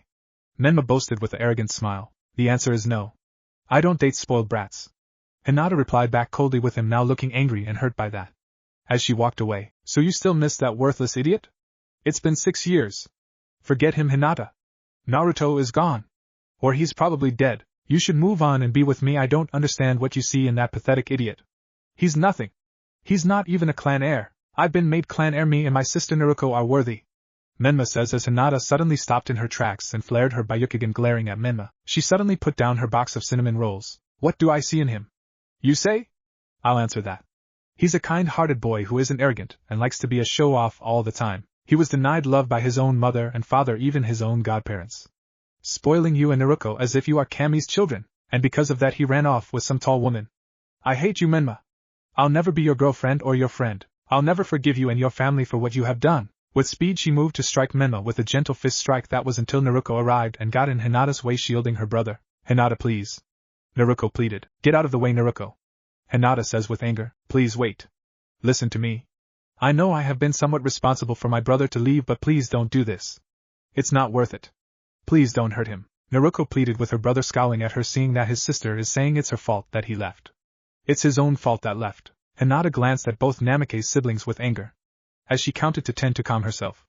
As she looked calm but glared at the two. Fine. But know this. If he keeps this up, he'll be put in Konoha General Hospital. Hinata turned away, picking up her cinnamon rolls, and left. She won't hurt me. Menma says as Naruto turned around and slapped her brother across the face. What the hell was that for? He yelled, rubbing his cheek. You know exactly what it was for. For being an ass. You're lucky I was able to talk some sense into her from pounding your dumb ass. Naruto hissed. I could have handled her. Besides, she's going to be my future wife someday. She has to learn to move on and forget. Naruto is dead. She doesn't need him anymore. Menma yelled, with his sister glaring at him. She's a human being, not an object. She can be with whoever she wants, and don't you dare say Naruto is dead. I know he's got to be alive out there. Naruto shot back. Naruto, it's been 6 years. Face it. He's before he could finish that sentence, his sister struck him in the stomach, making him fall to his knees. I can never understand how am I related to you. Leave Hinata alone, because if you don't expect me to save your ass again. Naruto says angrily as she walked away, with Menma glaring at his sister's retreating form. Damn you, Menma thought, with Kushina now on her way to Minato's office. She was going to knock on the door until she heard Minato's voice in the room. That's the Jizo seal statue? That's going to protect Menma and Naruto from Hachishikuzuma? Minato says. Yeah, kid. Also rumored to have sealed her away, Jiraiya answers. What makes you think she'll come here and attack again? She'll know the Jizo seal is here to ward her off from Konoha. Minato says. She's only wasting time traveling from the west to come to the east and surprisingly attack us. Jiraiya says, with Kushina widening her eyes. The west? Is that where Hachishikuzuma is from? Yeah, if she does come here, all I have to do is seal her away. Jiraiya boasted with a smile. Yeah, but what about Naruto? Minato asks as Kushina listened closely. Minato. That brat has been nothing but trouble. He's willing to get back at us all because we picked his siblings over him when he's not the chosen one. It's not our fault. I say forget about him. To me he's dead. Jiraiya spoke, with Kushina on the other side of the door gritting her teeth and narrowed her eyes. Sensei, he still looks. Someday we can reason with him and get him to see why we did what we did. Minato says, with Jiraiya snorting at that. And if he doesn't? What if he is trying to get revenge at us still? Jiraiya says. Then I will have no choice but to lock him up and seal away his chakra, let him stay in prison to think about what he has done. Minato says. Kushina looked livid at that suggestion as she quietly walked away from the door and left the tower, going to her home. She sat down. The kids weren't home, probably out. As she glanced at the pictures, seeing a picture of her, Minato, Menma, Naruto and Naruto in the corner with a sad expression, she then looked at a picture of Mito Uzumaki who gave her a stare of anger. She flinched. As she looked back at a picture of baby Naruto, her firstborn, she knows what she must do. She must try and make things right. She went upstairs to her and Minato's bedroom and went into her closet while saying Kai undoing a genjutsu on another part of the wall showing a secret closet opening. She grabbed her kunoichi gear, her scrolls, and her sword Binaheim. She suddenly grabbed multiple sets of clothes and other belongings, now packed and ready. She wonders should she leave a note to her kids telling them that she's going on a long trip and that she will be back. She's going to get Naruto back from Hachishikuzuma and bring him home and give him the love that he should have been given in the first place. He could live with her in the motel. No, maybe that wasn't a good idea. Knowing Minato will directly respond to that and will have Hunter Nin looking for her. To hell with it all. She wants to make this right and she must do it. She can't bear to think what Hachishikuzuma is doing to her son, leaving the house and quietly leaving the village without looking back. She has to do this. With Naruto and Ko, Naruto and his two kids Hayakimaru and Teiko are with him. As the three go out having left their private village out to explore, Hayakimaru was riding his horse Midori with his sister Teiko behind him holding her scissors. Naruto was just walking as his kids and the horse followed. Wandering in the West. The West that has warlords, daimyos, samurai and shinobi alike, some are Ronin mercenaries. Demons too often attack at night. There are some demons here in the West that attacks humans day and night. Dragons too along with mythical creatures and great demons. There are other day yokai like Hachishikuzuma. Yet Naruto is one as well. Right now there are wars going around in the West. Not to mention fighting enemy kingdoms and demons at the same time, yet here the three of them are going on an adventure or go somewhere nice. With Kushina, has left the Fire Country border 3 hours ago and rented a horse to ride. As she was making her way to the West, luckily she asked for a map from the people who gave her a horse she rented. She heard rumors about what goes on in the West. She didn't care. She knows her son is there, and knows for a fact Hachishikuzuma is also there in the West. Maybe the people of the West can tell her where Hachishikuzuma is in the West when she gets there. She packed everything she needed when she gets to the West. There is no turning back now. She has to make this right. She must bring her son back and make amends. Maybe try to get Naruto and Menma to open up to their brother and bond with him again. As for her husband Minato, hopefully if she comes back with Naruto, she is going to reason with him one last time. Stop this prophecy bullshit. It's the reason their family fell apart, and yet he refuses to see that. If he still decides to stay with Jiraiya on this foolish crusade of the prophecy, then she leaves him no choice but to leave him via divorce and take the kids with her and leave Konoha. She wants to bring the family back to the way it was. No prophecy, no neglect. No favoring one child or another. She just wants everything the way it was. And if he wants to throw it all away for a prophecy, then so be it. She leaves him and takes her kids elsewhere for them all to be a happy family, and will love them all equally. She'll cross that bridge once she finishes her mission. I'm coming, Naruto Sochi, I'm going to take you home, and defeat that child-killing monster even if I have to die trying, Kushina thought with conviction as she rode on her horse faster. As the horse kept galloping heading to the west, which is very far, far away, back with Naruto, with his two children as they traveled northwest. It was then Hayakimaru who was still on his horse. Looked around with his eyes. He sees multiple red signatures, which means there are evil corrupted humans who shed innocent blood. What's up, Hayakimaru? Naruto asked his son, who noticed the look on his son's face. As Teiko followed his line of look, the three peek from the bushes and sees a group of villagers along with a group of samurai holding torches. And looks at them burning down houses. Burn them down now, said a samurai as they began burning the village. That's too cruel, says a little girl who was besides her parents in another bush. As her father gripped his polearm, glaring at the samurai for doing this. The lords and samurai think they can do anything if it's for war, but says a woman looking towards her husband, putting a hand on his shoulder. Please, not anymore. The wife pleaded her husband, who have a look of resignation, and sighed. Let's go, he says, turning away both his wife and daughter, since he was too weak to try and fight them if it wasn't for his legs. Stop right there, called out a samurai spotting the three. I'll never forget that polearm. Our homes were raided by bandits and my friends were all killed. I could never understand why I was left alive, but now I know. Hibukuro, yelled the samurai, unsheathing his sword to now kill the man named Hibukuro, but Hibukuro had a quick reaction and stabbed his polearm through the samurai that attempted to kill him. You bastard! Yelled another samurai as they all unsheathed their sword and are going to attack. Hibukuro growled, seeing the other samurai start to approach, until a boy jumped from the bushes and turned both his arms into blades and beheaded the samurai. Shocked that a boy killed two samurais, the rest were going to attack Hayakimaru until two flying knives went at their throats, courtesy of Teiko, who thrown her knives. As Naruto made himself known, isn't this something? You samurai would attack a man who is in his weakened condition. Naruto says. Who are you? Asked the lead samurai, who pointed his sword at Naruto. I don't give out my name to dead men. Naruto snaps his fingers as samurai cons made themselves known and attacked the samurai, killing them all. Thank you, whoever you are? Hibukuro says towards Hyakimaru, who nodded. My name is Naruto, and you are most welcome. That boy is my son named Hyakimaru, and this is my beautiful daughter Teiko. I already know your name. Hibukuro, Naruto says as the man gave a grunt. This is my wife Ojiya, and the girl is my daughter named Dororo. We are most thankful of you saving us from the samurai. Those dark samurai, are they yours? Hibukuro asked with Naruto nodding. Of course. I'm a demon, Naruto answered with many gasping in shock that a demon saved them. Don't be alarmed. We won't kill you. After all, we saved you. Naruto says with them, looking relieved that Naruto wasn't like any demon, as the boy looked at the homeless villagers who are now refugees. If you like. We are heading home to our village. It's not far.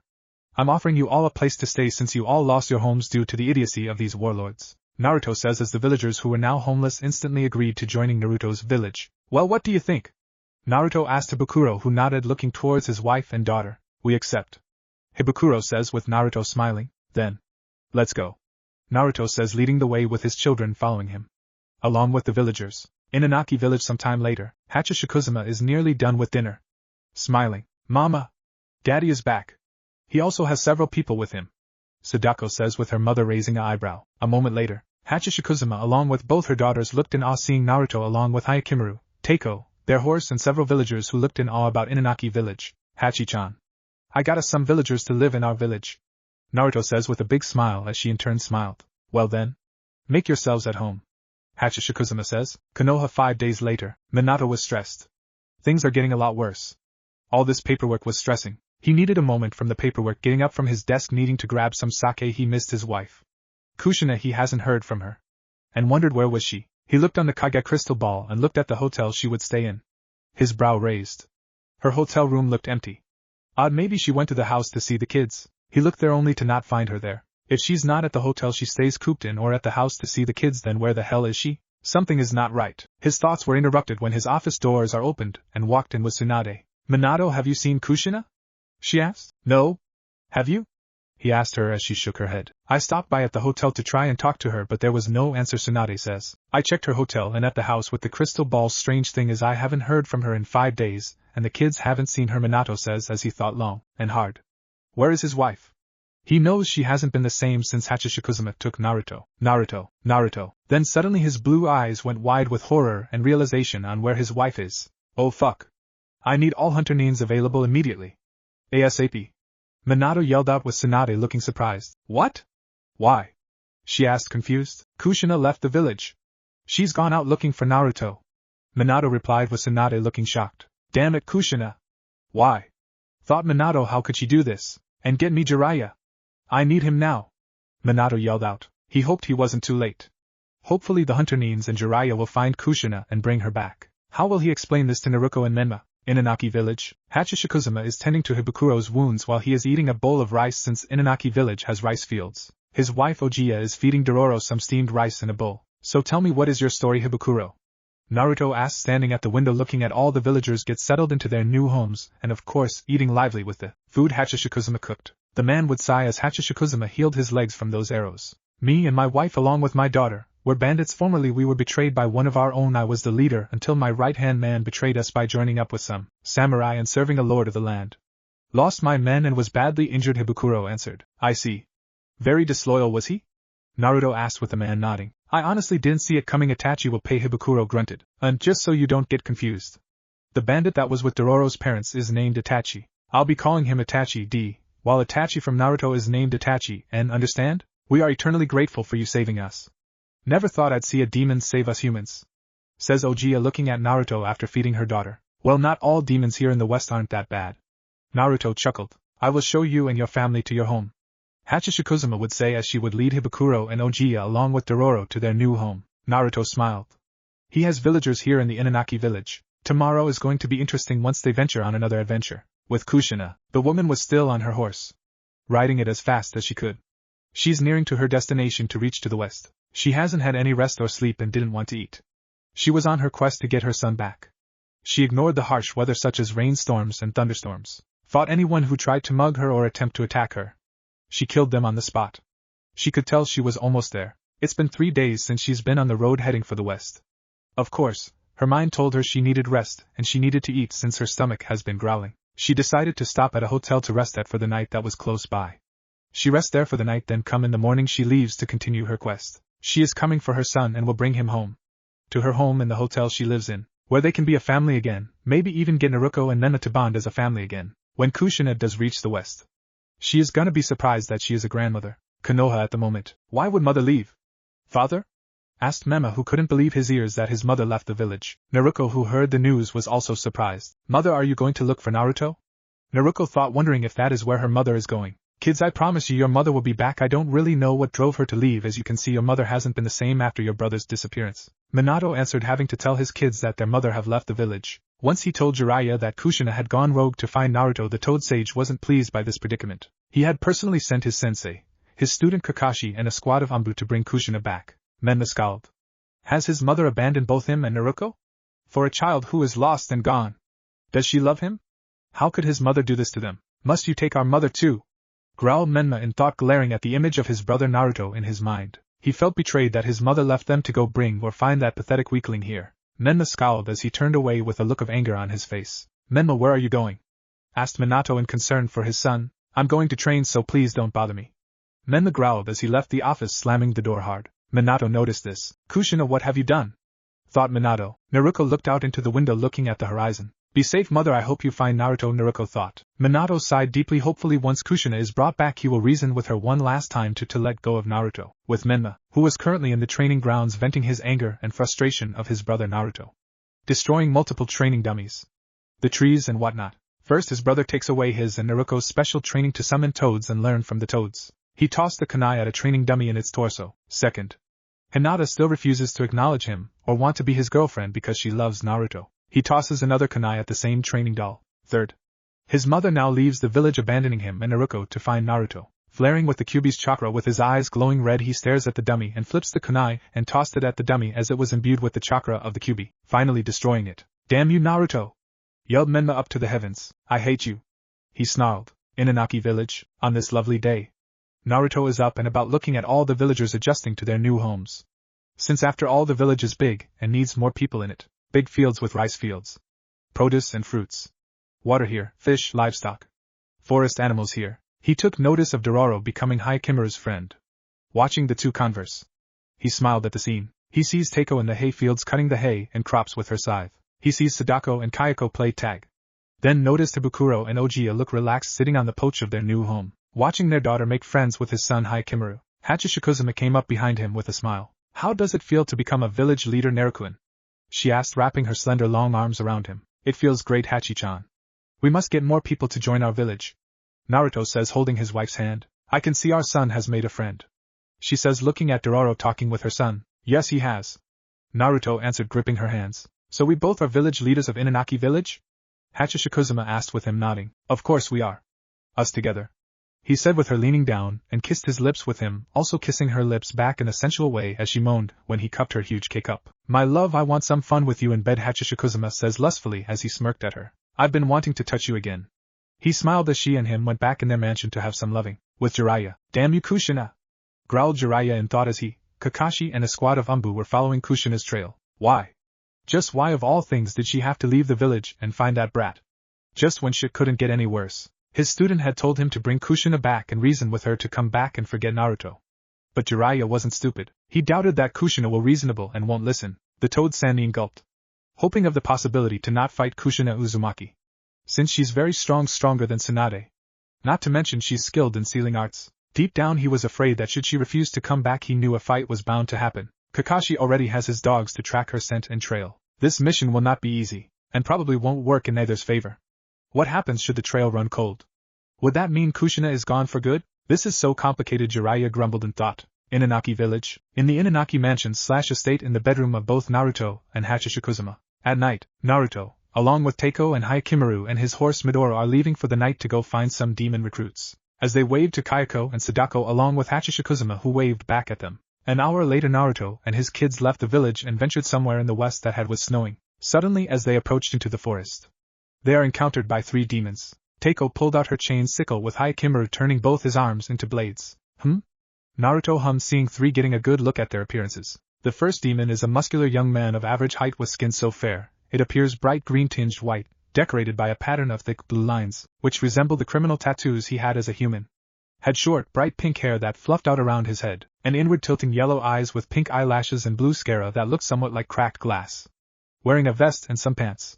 Very barefooted. The next one besides him is a tall man of a fairly muscular build, with a black-dotted, pale grayish complexion. His anatomy was quite strange in that his upper torso, arms and legs were all extremely muscular, whereas his waist was incredibly skinny, his pelvis jutting out at an unnatural angle.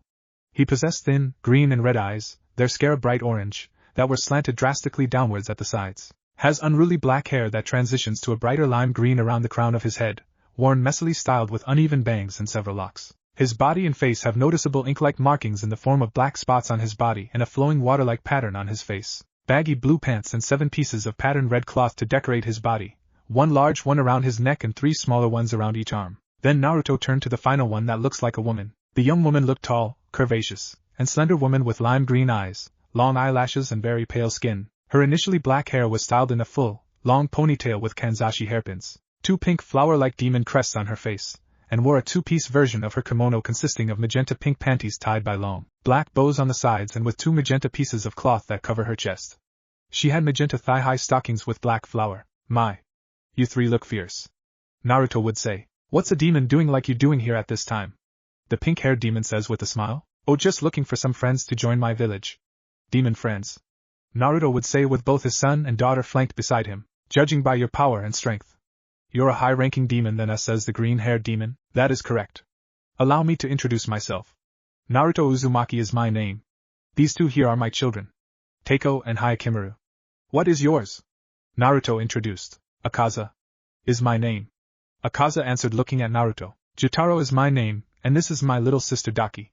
Jutaro would answer with Daki standing beside her brother. And pray tell me, Naruto. What kind of demon friends are you looking for? Akaza would ask as Naruto's smile never left him. Strong demon friends. To join my village and become allies to me and my wife Hachishikuzuma. Naruto answered with the 3 demons widening their eyes that Hachishikuzuma is married and freed. Are the 3 of you interested in joining me? I'm looking for 9 more demons to join me. Naruto says with Akaza looking at both Jutaro and Daki his friends. We would be happy to join you. Naruto-sama. Akaza says with both his friends besides him smiling. Perfect. Come. Let's find our other 9 comrades. Naruto would say. To be continued. And here is the update. Sorry if it's short, but consider it a warm-up for the next chapter. Ome. Hachishikuzuma is glaring at 2 other tall figures. As her dark blue eyes glares at the first tall figure. The first tall figure is wearing dark armor. She's 8 feet tall. Her hair is so long it reaches to her ankles. Dark-skinned. Long ears. Holding the staff of Ain's Gowl and sword of the dead Sona. Her right eye is amber-colored while the left eye is dark blue. This dark-skinned figure is Origashaka-sama. The next figure was 9 foot tall. Wearing a white dress. Pale skin, a black sun hat. Yellow eyes. Long sharp claws, black hair in a bun, as she too glares at the 2 before her. Who is she? Lady Dimitrescu. And just why are all 3 tall ladies standing right here in a standoff glaring at one another? You bitches are not touching him. Hachishikuzuma glared. I sorry, but only I get to have Naruto. He's mine. Growled Origashikuzuma. Ladies. Ladies. Please. The boy stays with me. Besides my daughters, and I want him in my house. Dimitrescu would say bringing up her claws. Only one of us gets to keep him. Hachishikuzuma would say now forming a white bubble on her fists to cause a quake punch. Suddenly Origashaka's hands turned dark as she pointed directly at Hachishikuzuma. Black vortex. Origashaka says using her dark fruit to cancel out Hachishikuzuma's quake ability, which surprised the 8-foot woman but was caught off guard when Dimitrescu lunged at her with sharp claws. That Hachishikuzuma barely had time to dodge. Hakashaka punches Lady Dimitrescu in the stomach and would land a kick in her face. Origashaka lunges forward with the sword of the dead to slash at Hachishikuzuma, until Hachishikuzuma brought out her own sword and the 2 got into a deadlock glaring at each other. As the 2 backed off and exchanged blows at one another clashing, but Origashaka is gaining the upper hand and backhanded Hachishikuzuma through 2 mountains. Suddenly Dimitrescu ran up to Origashaka and attempted to vividly slash at her with her claws as the tall dark elf blocked all blows with her sword. It wasn't until the 8-foot-tall dark elf woman sent her hair tendrils at Dimitrescu who evaded them with ease and delivered a slash at Origashaka's chest plate armor damaging it.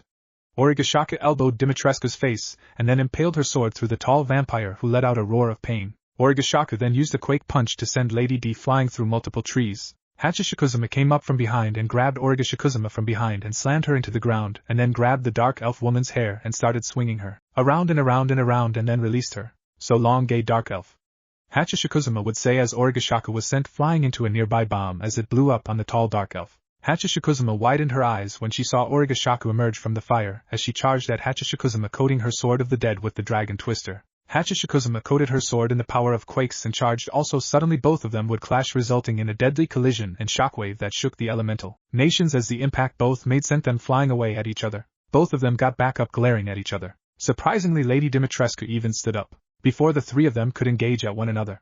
3 large blood tentacles nearly struck them, yet they dodged them. All 3 tall ladies turned to the source and widened their eyes at the newcomer. The silhouette made herself known. She finally came into view.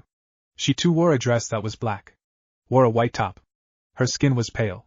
Hair color was moderate brown. Red eyes. A black sun hat with a veil, and she held an agenta. "Who are you?" questioned Lady Dimitrescu. The newcomer smiled sweetly. "Mizuki Shiranishikuzuma. Mind if I cut in? I too want Naruto," Shiranishikuzuma says, gripping her Najinta and flaring up in demonic aura. Suddenly the 3 tall ladies exchanged glances at one another. "Desperate times call for desperate measures. Shall we make it a truce, ladies?" Dimitrescu asked, turning to the 2. "Very well. Consider this a one-time alliance," Origashaka says, glaring at Shiranishikuzuma. "And once this is all over, we killing each other. And the true victor gets to have Naruto in bed with him, plus will give us pleasure and lots of babies." Hachishikuzuma snarled. "Agreed." Both Dimitrescu and Origashikuzuma says as the 3 tall ladies all charged at the new challenger, who turned into a partial succubus, and charged at the 3. The battle was now legendary. The battle of the 4 tall women had now raged on, make end, with Kushina, now in the west. She has finally made it. Now all she has to do now is locate and find her son Naruto, and bring him home, where they can be a family again. She had traveled very far from the east. Now she's here in the west. That looks entirely different than the east and where they come from. Still on her horse, she looks ahead, looking at the vast lands of the west. "Sochi, I'm coming," she says, now going forward with her horse. She will visit some local villages and ask them have they seen her son Naruto Uzumaki or possible sightings of Hachishikuzuma. There's no turning back. She's not coming home until she brings back her son, with Naruto. Naruto, along with his children and 3 demon subordinates Akaza, Daki and Jutaro, are still searching for new demon comrades to join them, since it is both he and Hachishikuzuma's plan to have 12 demon subordinates. Naruto and Hachishikuzuma are de yokai, higher-ranked demons. So are their children. All 4 of them are demons. Hayakimura Uzumaki, his son, has unique abilities. He has extraordinary healing factor and regeneration. His wounds heal quicker. It was discovered when Naruto and Hachishikuzuma trained Hayakimura that their son can regenerate, and can even regrow limbs. The boy can turn both his arms into samurai sword-like blades and is very deadly with them. Although that's not his only power. Hayakimura has soul sight, meaning he can see the color of other souls, which allows him to indicate evil beings, or if one's soul is tainted, the color of red, which indicates evil. If the soul is white, that means good. The souls of those are good around him. He's possibly the only child out of the other 3 that has that ability. He has telepathy, he can communicate with his mind but at the same time can speak verbally with his voice. Sword proficiency. Hachishikuzuma trained her son the art of swordsmanship. He even carries a sword but rarely uses it, since he prefers to use his sword arms a lot in close combat. It's also possible that he has immortality like his mother and sisters. Even his father, the Uzumaki boy, formed bonds with his pet demonic ghoul horse Midori. The horse is a female and is Hayakimura's companion, a flaming ghoul horse demon that was found by Hachishikuzuma. And she gave the horse to her son as a gift. Midori is extremely loyal to Hayakimura, and with the 2 of them together, they are an unstoppable force that can't be stopped. Teiko Uzumaki, the slit-mouthed girl. Or perhaps Kukasei Kana. She is the first daughter of Hachishikuzuma and Naruto. Second oldest. When she was born, she bore a ear-to-ear mouth as if she was smiling. Teiko, like her brother, has immortality. She's very skilled with sharp weapons. She would always have foot-long scissors, butcher knives, small knives, sickles, scythes, a tanto, a chainsaw, even a katana. Whatever sharp weapon she has at her disposal. She also carries a double-barrel shotgun. She can teleport, she's very fast on foot. She can run in 100 miles in a span of 3 seconds or 30 seconds depending on how you look at it. Meaning there is no escape from her. She likes to ask if she's pretty to her siblings and parents. Her other power. She has possession, meaning she can take control of someone's body by possessing it. She can create scary illusions by breathing a fear-like mist on someone to trap them in her nightmare illusions. Sadako Uzumaki, she too is a demon. A demon that loves to be in the well or perhaps inside a television. Her power is unnatural. She can go inside her own television to bring out summons or any items. Her TV is somewhat her personal pocket dimension and room, since she sleeps inside a television. Although that's not her only power, she can cause a curse and can look at someone with a simple stare with one eye behind her hair giving off a fearful aura. She too loves her family. Kayako Uzumaki, twin sister of Sadako, she can manipulate her hair into strands of tendrils like her mother. She can create a curse like her sister. Can teleport. Has possession, can shape-shift and telepathy. Killer intent like her siblings. It brings pride to Naruto that all 4 of his children are strong and that all 4 of them will evolve as the yokai. The demon Uzumaki glances at the demons chosen as his subordinates. Akaza is skilled in martial arts, which seems good. Jutaro and Daki are skilled in their blood demon art, with Jutaro skilled with dual sickles and has poison manipulation. Daki can control her obi belts as weapons and tendrils to kill at any distance she wishes. All 3 of them are promising and could rise to the ranks of the 12 Uzumaki demons or 12 whirlpool demons, recruiting 12 demons in the western region to join their village. The 12 Uzumaki demons will be split into groups of 6 figures, upper whirlpool and lower whirlpool. 6 upper whirlpools required, the same with the lower whirlpools with the count of 6. Right now Naruto and Hakak are the leaders of the 12 Uzumaki demons. Akaza, Jutaro and Daki are the first demons to join Naruto and Hachishikuzuma's faction. As they strode on the path to find their recruits, the group made a halt when they heard a loud howl. Hyakimaru. Naruto says as the boy nodded and looked straight ahead with his eyes and using his soul sight. What do you see, son? Naruto asked as the boy spoke. I see a dozen armed samurai, including a tall wolf or dog demon. Hyakimaru answered his father. Let's go. Naruto says as they ran off to that direction. The canine demon was running away after she had been shot by arrows. As she pulled some of them off, as she would be cornered by the samurai with their swords, bows and arrows including torches. There she is. Kill her, says the lead samurai. Damn these assholes. Thought the female dog demon, there are too many of them, and she was too injured to even fight back. Before the archers could open fire, all of their heads were beheaded swiftly, much to the shock of them and the female dog demon. Naruto had came into view with his red eyes glowing and smiled an evil smile. Another demon. Kill it, the lead samurai says as he and his men would charge at Naruto. Akaza went forward and impaled his fist right through the lead samurai, with Daki and Jutaro following up behind him. Daki would use her obi belts to slice them into pieces while Jutaro slashed and hacked with his sickles. Coming out of the bushes, 3 other samurais tried to attack but were burned to ashes when Midoro Hyakimaru's horse breathed a wave of fire from her mouth at them. 6 more samurai tried to attack Jutaro, but Teiko reached into her trench coat and tossed 8 small knives in vital areas through their armor, killing them. The female dog demon widened her red eyes at the scene of other demons saving her life. Once the carnage was over, Naruto stepped forward. You may rise. Dog demon, Naruto says, outstretching his arm to her, as he would heal all of her injuries. Thank you. What is your name? Who are you? She asked, looking up to him. My name is Naruto Uzumaki. The teenagers are my children Hyakimaru and Teiko. The other 3 are my subordinates Akaza, Daki and Jutaro. What is your name? He introduced himself. Luna. Luna would say, looking up at the Uzumaki male. Well, Luna, how would you like to join and become a part of my demonic faction called the 12 Whirlpools? Judging your race and species, you are an Inagami dog demon, Naruto would offer. She looked up at the Uzumaki demon and smiled slightly since he did save her life. I accept. I am indebted to you, Luna would say, making Naruto smile, as did Akaza and Ko. Welcome to the 12 Whirlpools, Luna, Naruto would say with a grin that never left his face. With Jiraiya and Ko. Kami, damn it. Curse Jiraiya, now it seems that the mission is much more complicated than it is. It rained not too long ago, meaning Kushina's scent is lost to them in the rain. And it's going to be much more difficult to find her. The trail ran cold, and right now their only option is to ask if they know where Kushina has gone to by visiting the local villages and small towns Kushina passed by. If they don't know where Kushina is going, then she is lost to them forever. He knows Minato would be heartbroken and probably won't give up to find his wife. Konoha, Kushina went where?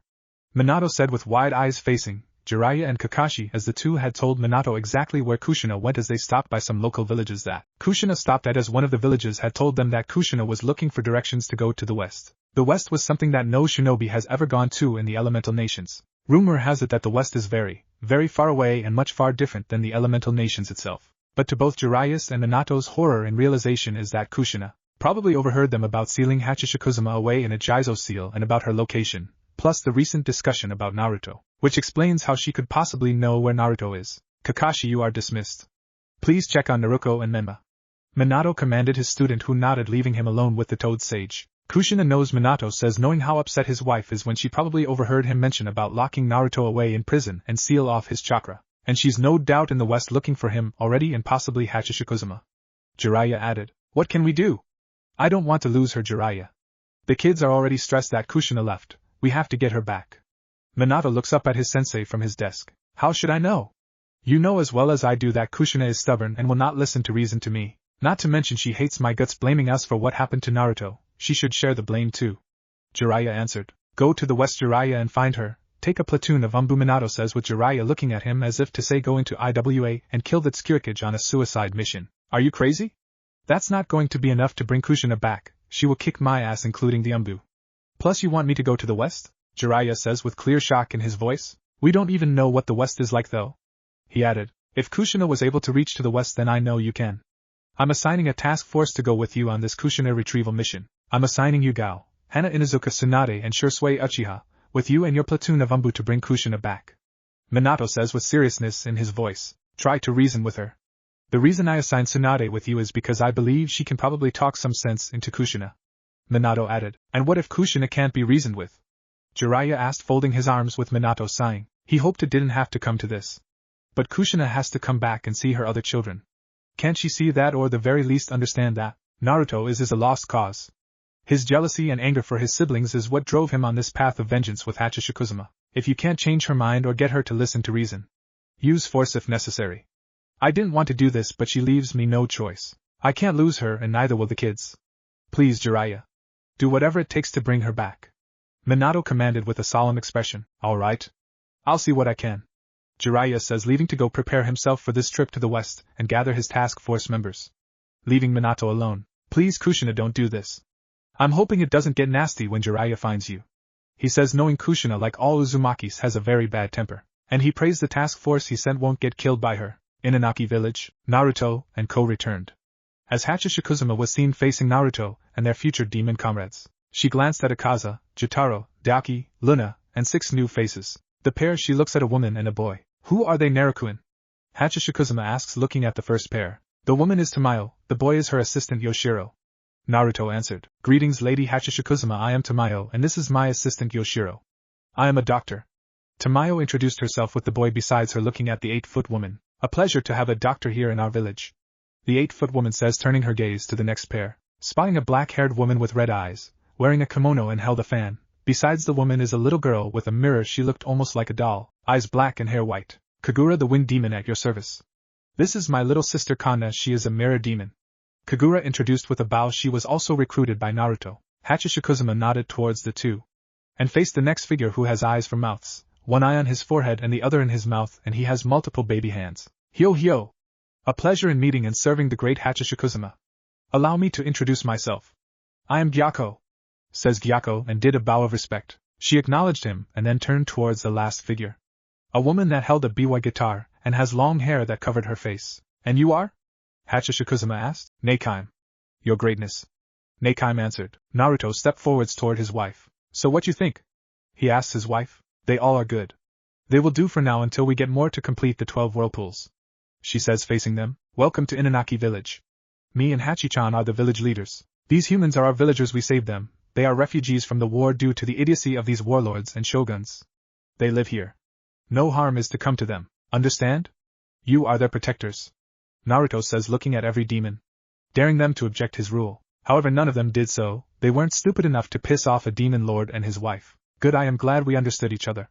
Later on, each of you will be tested to see who deserves the position of the 6 upper whirlpools and 6 lower whirlpools. Any questions? Naruto says, with his red eyes looking at each demon he has recruited. Tamayo raises her hand. Along with Neikaim. Yes, Tamayo? Naruto asks with a frown. I am not interested in becoming an upper or lower rank Naruto-sama, since I have no combat skills whatsoever. However, I will be this village's doctor, Tamayo says, with Naruto nodding. Understandable. You. Naruto says, now looking at Neikaim. I am not ready to be either, Naruto-sama. I will, however, help renovate you and Hachishikuzuma's mansion into something greater. Neikaim would say as Naruto nodded. Very well. Then the rest of you will do. You all are dismissed. Naruto would say, with the demons bowing in respect to their master and mistress, and walked away. I'm very pleased about this, my love. I in fact know 2 other yokai like me and you, to join us, and they both are friends of mine, Hachishikuzuma says, with Naruto looking at her in surprise. Oh, who? He asks as she smiled. You'll see. I'm going to go look for them. She answered, thinking about a certain ex-shrine maiden with 6 arms and the lower half body of a snake, and another tall figure who is as big as her. She is a man-eater, and resides in the seas and oceans. Yes. Kankandara and Siren. They are yokai like she is. Some time later, Naruto glanced down at the demons who all are kneeled down as he held a new weapon in his hands. Holding Sona, the sword of hell or sword of the dead. He is now its wielder, as he glanced at each demon. I am proud to see some of you become upper whirlpools. All of you have proved your strength and worth. Naruto says with his eyes on Akaza, who is ranked upper whirlpool 1, as his eyes would have the kanji for upper 1 whirlpool. Jutaro holds upper whirlpool 2, sharing it with his sister. Daki. Luna holds upper whirlpool 3. Gyako holds the position of upper whirlpool 4. These are the only 4 demons to become upper ranks. Kagura and Kanna share lower rank whirlpool 1. The first 2 to become lower ranks. Good job. The lot of you. Akaza. You are in charge of the upper ranks. Kagura, you are in charge of the lower ranks. Naruto says with the 2 nodding. You are dismissed. Find potential recruits who can become demons and could join us. Naruto says with the said demons nodding. With Hachi Shikuzuma, she is looking for both of her friends. Kankandara and Siren. Right now she's heading for Kankandara's location somewhere in dark forests. Once she gets Kankandara to join, she will go to the lagoon or the beaches to search for Siren. As she continued to walk into the dark forests, once she got to where she needed to be, she heard a chant. Who is it? Says a hollow voice. It's me. Aoi-chan. Surely you wouldn't forget a old friend? Hachi Shikuzuma says as she heard the trees and branches shift as she saw a 20-foot-long silhouette slither right off the tree, revealing a dark-haired beauty, with yellow eyes, pale cream skin, having F cups, 6 arms, and a necklace. This is Kankandara. Hachi Shikuzuma? Kankandara says with the 8-foot woman smiling, in the flesh. Old friend. Hachi Shikuzuma says, with Kushina, having made a long walk here. She found herself a small village. As she parked her horse outside an inn, she needed some place to sleep and rest. Come in the morning she will begin her search for Naruto. She will have to ask any villager or stranger if they have seen any sighting of Hachi Shikuzuma which could lead her where the 8-foot-tall woman has been too recently. Having paid for a room she goes inside and gets ready to sleep. She would lay in bed and would glance up at the ceiling. Rethinking her mistake and failure as a mother. She is a horrible mother, and now she lost her son to this Hachi Shikuzuma. She's heard stories of Hachi Shikuzuma by her parents and Mito Uzumaki. Heard stories about the infamous child killer, Hachi Shikuzuma. Stories of how Hachi Shikuzuma snatched kids away from unsuspecting parents who fails to supervise them. Parents, caretakers, even the elderly would search for their missing children top to bottom, and those children were never found in decades. It's unknown what Hachi Shikuzuma does to her captive young victims. Rumors would say she kills them, or even devour them, and it scared Kushina that Hachi Shikuzuma would do that to her son. She firmly believes her son isn't dead. Even though it's been 6 years since she last saw her son, she has this feeling in her gut that he is alive and that Hachi Shikuzuma probably has him captive against his will, since she knows it's in Hachi Shikuzuma's nature to trick and manipulate children. She just hopes that Hachi Shikuzuma hasn't twisted her son in any way to make him hate her, in which she probably deserves, given how she neglected him. Tears would appear in the redhead eyes. If she hadn't neglected her son and hadn't listened to both Jiraiya and Minato, she wouldn't have lost him to Hachi Shikuzuma. She just hopes that when she reaches to her son, she hopes he would find it in his heart to forgive her. She wants to make things right. If Minato wouldn't do it, then she will. She would drift to sleep. Kushina's dream. Now in her dream she looks around. She appears to be on a grassy field with nothing but red spider lily flowers. She holds her sword still on the search for her son. From a faraway distance she spotted a blonde-haired boy. Widening her eyes she saw it was her son. She had to make sure this wasn't one of Hakashaka-sama's tricks. She ran to her son.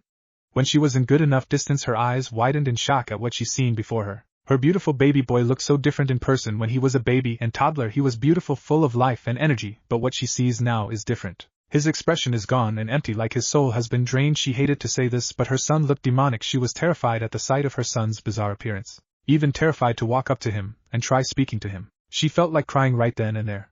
As she mustered up the courage to walk up and see her son, Naruto looked up at her with a blank expression. "Hello stranger, what can I do for you?" he asked as she choked on a sob. Her own son doesn't even remember her? This is the first time she ever heard of her son's voice. It sounded so blank and motionless, as if it was a void. "Hi young man, I'm yours." She froze, too scared to even tell him that she is his mother. "You're my what?" Naruto asked blankly. "Do you know if you have a mom?" she asked, wanting to get a reaction out of him. "What do you mean exactly?" he replied as more tears were shown in her eyes. She couldn't take it anymore as she sobbed. I am so sorry. I'm your mom," Kushina would say, and suddenly the whole atmosphere changed. "Mom! Is that you?" "Mommy! I've been waiting for you for so long," Naruto replied with a wide demonic grin with sharp teeth and eyes widened. Are you okay?" she asked, lightly sobbing. "Mommy, mommy!" roared Naruto, looking demonic with wide demonic red eyes and sharp teeth. Kushina backed away in fear at the sight of her son looking more demonic than ever. This wasn't going the way she thought it would. She knew he might get upset, but not this, and it was scaring her. On instinct she turned and ran. When she looked back she looked scared than ever, seeing Naruto chase after her, roaring demonically. "Mommy, mommy!" Naruto growled demonically, still chasing after her. Kushina froze on fear when she saw her son charge at her in insane speed. She stood still as if she was glued to the ground once up close. Naruto faced his mother. "Mommy!" He roared in her face. Kushina was rooted to the ground as Naruto grabbed her face with his demonic-looking hands, and he screamed at her, as she felt more tears come out of her eyes. "Mommy!" he screamed, as he lifted her in the air. Kushina screamed when she saw Naruto open his mouth wide, unhinged his jaw. "Naruto! Sochi, please! Don't do this! I'm sorry!" she begged and pleaded. But it was too late. Naruto placed her in his mouth and swallowed her whole. This was what she deserved for being a horrible mother. Some time later, Naruto stood with his hand on his round stomach after devouring his mother. "It was so good to finally see you again, Mom. I'm so glad we can finally reconnect after all these years. But the great thing is from now on, you will always be with me forever and ever," Naruto would say, now laughing demonically as Hachishikuzuma appeared by his side, also laughing. "Reality," Kushina screamed, now waking up. "Nuh! And oh! Naruto! Nuh!" She screamed, looking around frantically. For a few minutes she calmed down, realizing it was just a nightmare. She's alive. She was pale and was in a cold sweat. She hoped to Kami that her son doesn't do that to her, doesn't eat her. Now she's more determined to find him and make things right. She just hopes she isn't too late. That Hachishikuzuma already twisted her son into a monster. She just hopes she's not too late. In Inaki village, Naruto and his children would glance up at their new home that Nakime built for them. Their house was now transformed into a castle called Infinity Castle. A home and castle for Naruto and his family. Including the upper and lower whirlpools will live here. "Looks nice, doesn't it, children?" Naruto asks. "Yes, it does, father." Teiko would answer with Hayakimura nodding besides her. "I'll definitely plug up a new TV in there." Sadako would say. "Definitely a cool place." Luna would say, with her eyes having the kanji for upper whirlpool 3. As Jutaro, Daki and Gyako were also present, Akaza was not present during this time. He was training in the forests. "When will mother come back, father?" asked Kayako, looking towards him. "She is looking for her friends and is bringing them here," he answered, looking at his daughter. "Father, can we make another outing?" asked Hayakimura, looking at his father. "Of course you can, son. Just be safe. I'm sending Luna with you. I will remain here and wait for your mother," Naruto would say, as Teiko would also speak up. "I will go with him, father," she says, as he would nod. "You two be careful. Same goes to you, Luna," Naruto would say, as he watched both his son and daughter along with Luna nodding, and would get ready to leave the village. With Hachishikuzuma, the 8-foot-tall woman and her friend Aoi/Kankandara made it to the lagoon beach area, which was where Siren is. She managed to convince Aoi to join her family and will potentially be Naruto's future lover. And she's recruiting another friend of hers. Siren, the man-eating mermaid yokai, who devours men and fishermen alike. Rising out of the water was the giant mermaid herself. Pale skin. Very beautiful, golden hair, wearing a golden tiara and necklace. Huge, her eyes were hazel color. Swimming over, she landed on the beach, revealing her lower half body that she has 2 thick tails with fins, colored dark green and slimy. As Siren began to finally speak, "Hachishikuzuma Kankandara? It's been so long?" the giant man-eating mermaid says, and she's not speaking in her foreign language like she does in the Siren Dojin. She can speak human language. "It's a pleasure to see you again, Cien, old friend. I've come to recruit you to join our cause. To join me and my husband," Hachishikuzuma would say with a smile. With Hakushaku Kankandara, Siren, "How lovely it is to see you in such good health. What has it been? 90 years? Since I last saw your face?" Siren asked, looking at her old friend along with Kankandara, who folded all 6 of her arms under her and sighed at the man-eating mermaid. "Siren, it's been 113 years since the 3 of us last been apart. As you know, I've lived in the dark forbidden forest for the past 115 years. Have you forgotten to count already?" Kankandara asked the mermaid. "It's been that long, Kankandara-chan? I remember it all too well when Hachi-chan was sealed away by those monks. Pretty heart-wrenching, but I am happy to see you finally return, Hachi-chan," Siren says, facing the 8-foot woman who smiled at her fellow friend and urban legend. Siren is a large man-eating mermaid yokai. At least bigger than Hachishikuzuma, and she is classified as a day yokai. She is feared upon the seas and oceans. She is the ocean dweller and loves to lure sailors, fishermen and possibly pirates to their deaths in the sea with her hypnotic singing voice. Voice sweet as honey and very seductive, all who falls prey to her singing is eaten by her. It is also known that she sinks ships as well and devours anyone on board once that ship is sinking to the watery depths of her domain, becoming a watery graveyard for the unfortunate souls who have been consumed by Siren. It's unknown what Siren's backstory was like.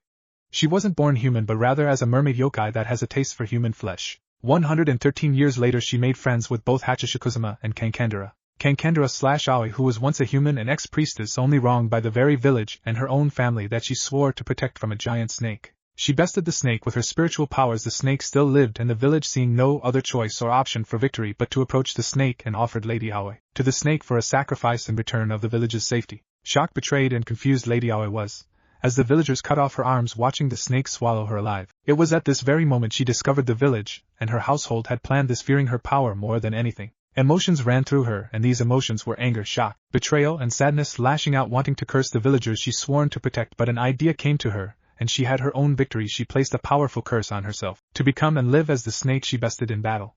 Several days later, with the lower half of the snake's body, she went on a bloody massacre on the village who conspired against her. She murdered everyone, including her own household. The villagers pleaded and begged for mercy, or to be spared, but she ignored their pleas and still slaughtered them like cattle. After the purge was over, she took an arm of each who betrayed her, mainly her household family members. Having 6 arms after she had gotten her revenge, she disappeared into the deep forests and secluded herself in solitude, killing anyone unfortunate who would be lost in the said forests. She likely encountered Hachishikuzuma 1 year later after being a day yokai too.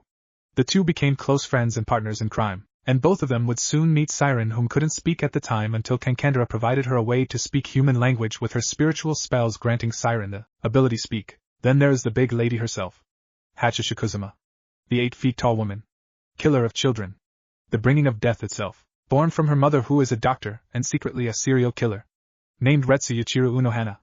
Her father is a monk. Her origins tell that Hachishikuzuma's mother Retsu, whom is a doctor and secret murderer, was called over to be a midwife, while also pregnant with Hachishikuzuma at the same time. As she finished her task one night while Retsu was on her way home, she was attacked by a demon as its claws scratched her developing abdomen that is carrying her unborn child. Out of rage from being attacked, Retsu killed the demon with her bare hands, since she didn't have her sword with her at the time that she would use to slaughter innocent lives. And being a skilled healer, she healed her wound and could only pray that her baby was safe. However, what Retsu did not count on was that the demon's claws were laced with its yokai essence, and when it made contact with her belly, the yokai essence seeped into her developing fetus along with her unborn baby, infecting it into a yokai. After that, she didn't tell her husband that she was attacked. And so on for the next few months. Retsu's belly had gotten abnormally large, as if she was carrying triplets, or quadruplets. It was hard to tell, and on the 9th month Retsu had given birth to Hakishaku, which stunned and surprised her husband along with the midwife, who were caught off guard to Retsu give birth to a very, very big baby. The baby was literally a splitting image of Retsu. Speaking of Retsu, Retsu had died.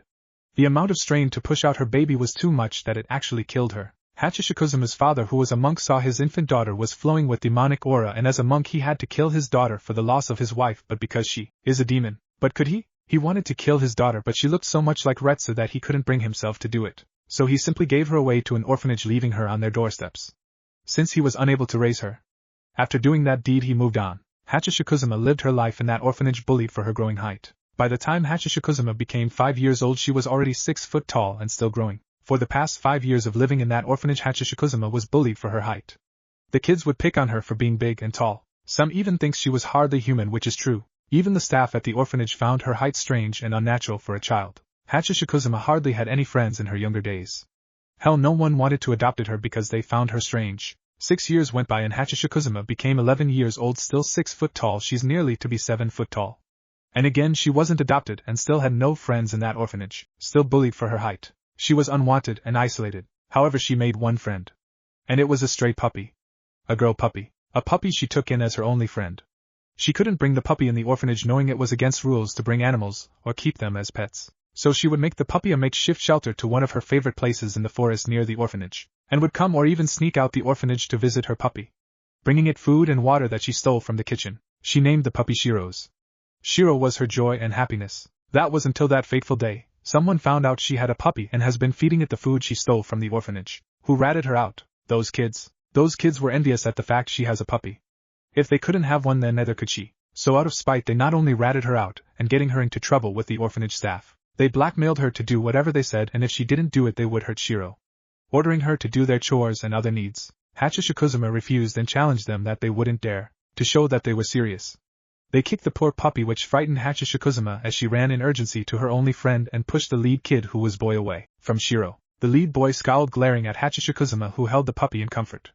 As suddenly she was struck in the back of the head by a rock that was thrown by other kids. As Hakishaku fell on her knees after she was struck again with another rock and fell face planted into the ground, as Shiro fell out of her slender arms. Dazed and bruised from the attack, Hakishaku looked up and reached for Shiro, who she heard yelping and crying for her friend to help her. The lead boy was angry at what Hachishikuzuma did and decided to do the next thing that would break Hachishikuzuma's heart. He grabbed a nearby shovel and told one of his friends to grab the puppy and hold it down as he began to beat the puppy to death, as Hachishikuzuma widened her dark blue eyes, that she inherited from her mother, at the scene and cried tears. Seeing her only friend getting killed, she pleaded for them to stop, but the boy did listen. He had a sadistic smile on his face as Shiro's cries of pain filled the sky. After that, Shiro was dead and Hachishikuzuma could only stare in pure horror and silence.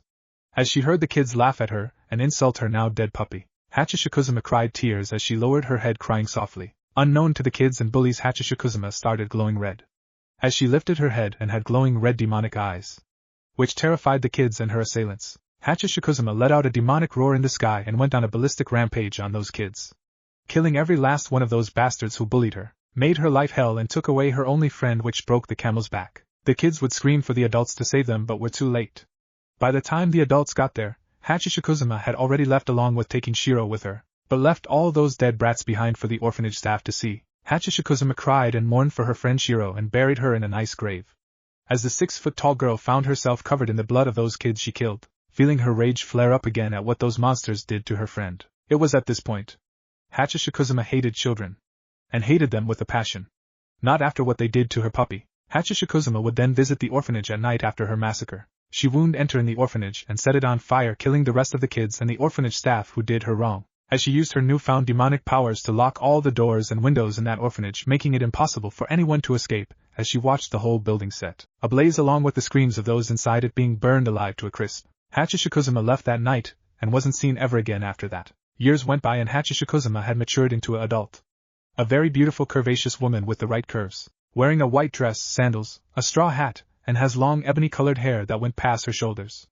Looking like a splitting image of Retsu Yuichiro Unohana, she was finally 8 feet tall and could no longer grow after that. She had no name and decided to call herself Hachishikuzuma. After her growth and return, Hachishikuzuma has been killing children, whether they are boys or girls. She was dubbed as a child serial killer. She has killed more than 100 children a year. Whenever you are liked by Hachishikuzuma, you will die in a couple of days. There are even rumors that she eats children. Parents, grandparents and caretakers alike lose children because of Hachishikuzuma. Once they take their sight off their children or young ones, they are gone in a split second by Hachishikuzuma. Humans has pleaded to Kami, or the monks, to do something about this demonic menace. 4 great monks were tasked to stop and defeat Hachishikuzuma. The monk of the west was the first to engage Hachishikuzuma. She was killed by Hachishikuzuma. The next monk to engage Hachishikuzuma was the north monk.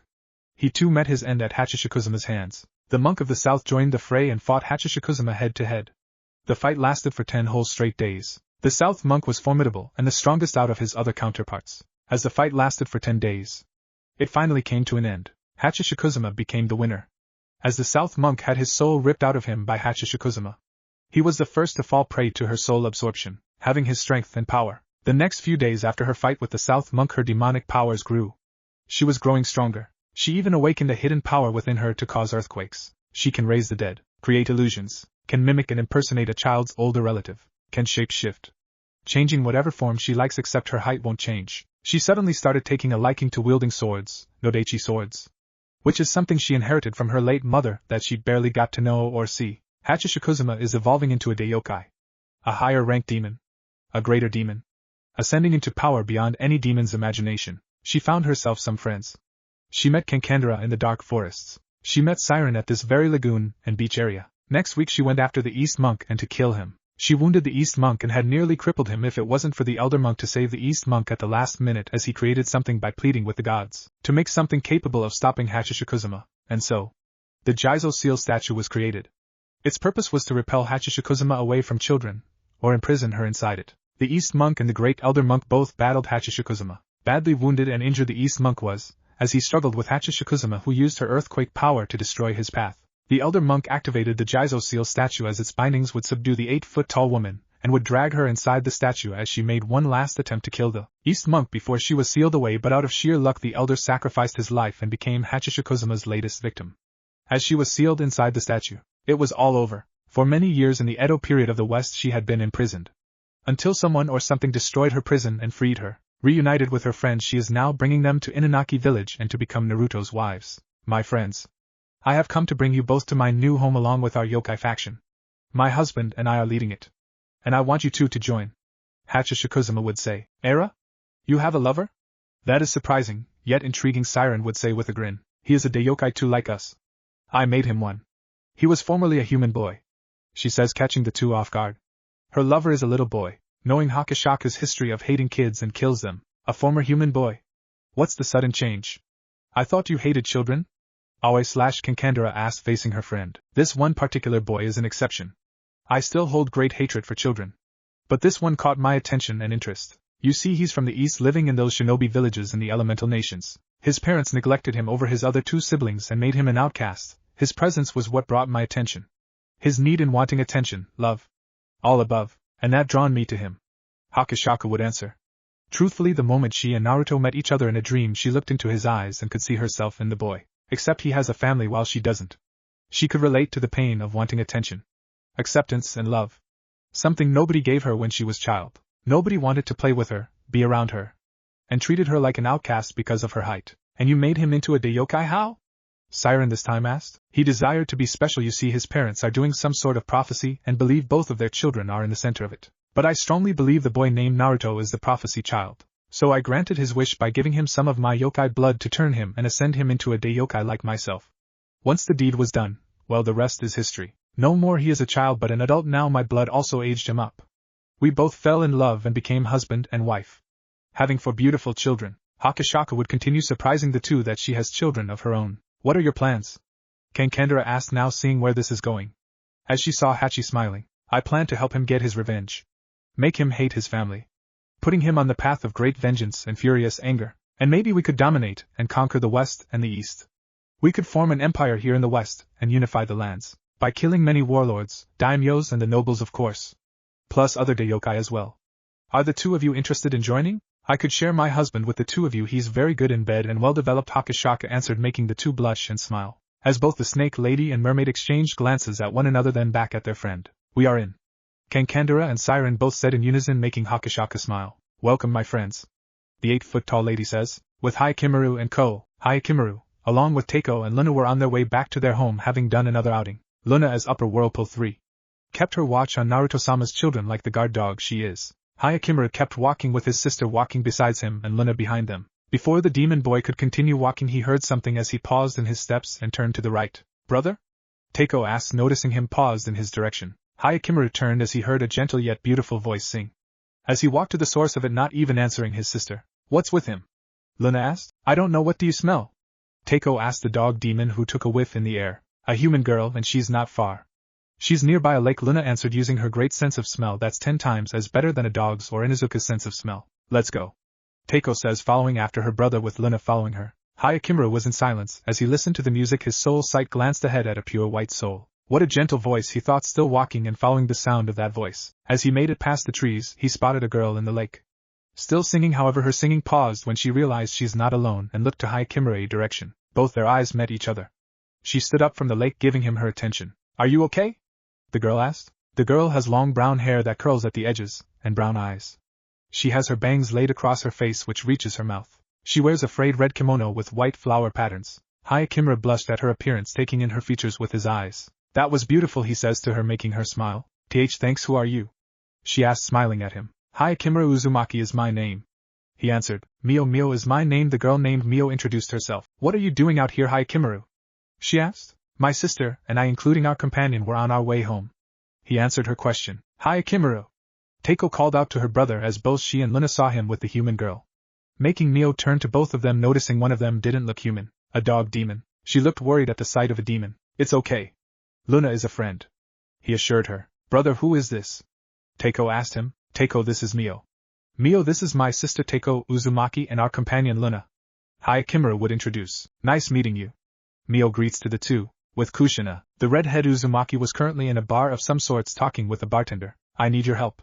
Can you tell me where is Hachishikuzuma? Kushina asked the bartender, who looked pale as snow as the entire bar itself went silent as gasps were heard all across the bar when Hachishikuzuma's name was brought up. Many eyes went to Kushina. Where is Hachishikuzuma? Why in the world would you want to look for her? The bartender asked Kushina, who gave him a semi-sad face. Because she took my son from me. And I've been told that she resides here in the west. I'm from the east. Kushina replied. I don't know, lady. But I don't think I can be of any help. Surely you know about Hakashaka's tale, and what happens to children. They are never seen again, he told her. Please, I have to find her. I know my son is alive. And that she didn't kill him, she begged, as a booming drunken laugh echoed from the room as all eyes turned to a drunk 40-year-old woman who laughed at Kushina. Did you just say that you know? Your son is alive? Bitch, please. We all know what happens to children when they see Hachishikuzuma. the drunk woman says, glaring at Kushina, who glared back. What's that supposed to mean, you drunken whore? Kushina snarled. Because it's bullshit that Hachishikuzuma would spare children. I bet you must be either drunk or high from smoking. Just learn to accept that you lost your kid to the 8-foot bitch. Spat the drunken lady, with Kushina looking angry at that. No way in hell I'm doing that. I'm not going to abandon my son, and we'll find him. Kushina shot back. Oh? And what makes you so sure, you red-headed bitch? You need to wake up. Your son is gone to that demon. All of us here in this bar lost our children to that monster. I lost my son as well to that 8-foot bitch years ago. The woman spat in hatred as she could never forget how she lost her own son that day when she entrusted a babysitter to look after him while she had work to attend. The babysitter was so focused on her own needs and left her son unattended for Hakashaka to snatch. I believe my son is alive, and that she did not kill him. Yelled Kushina at the woman. She could sympathize with her that she lost her own child, but she believes Naruto is alive, and that Hachishikuzuma has him under her influence, and against his will. She is determined to find him and bring him home. Believe what you want, you stupid bitch. It's all in your head.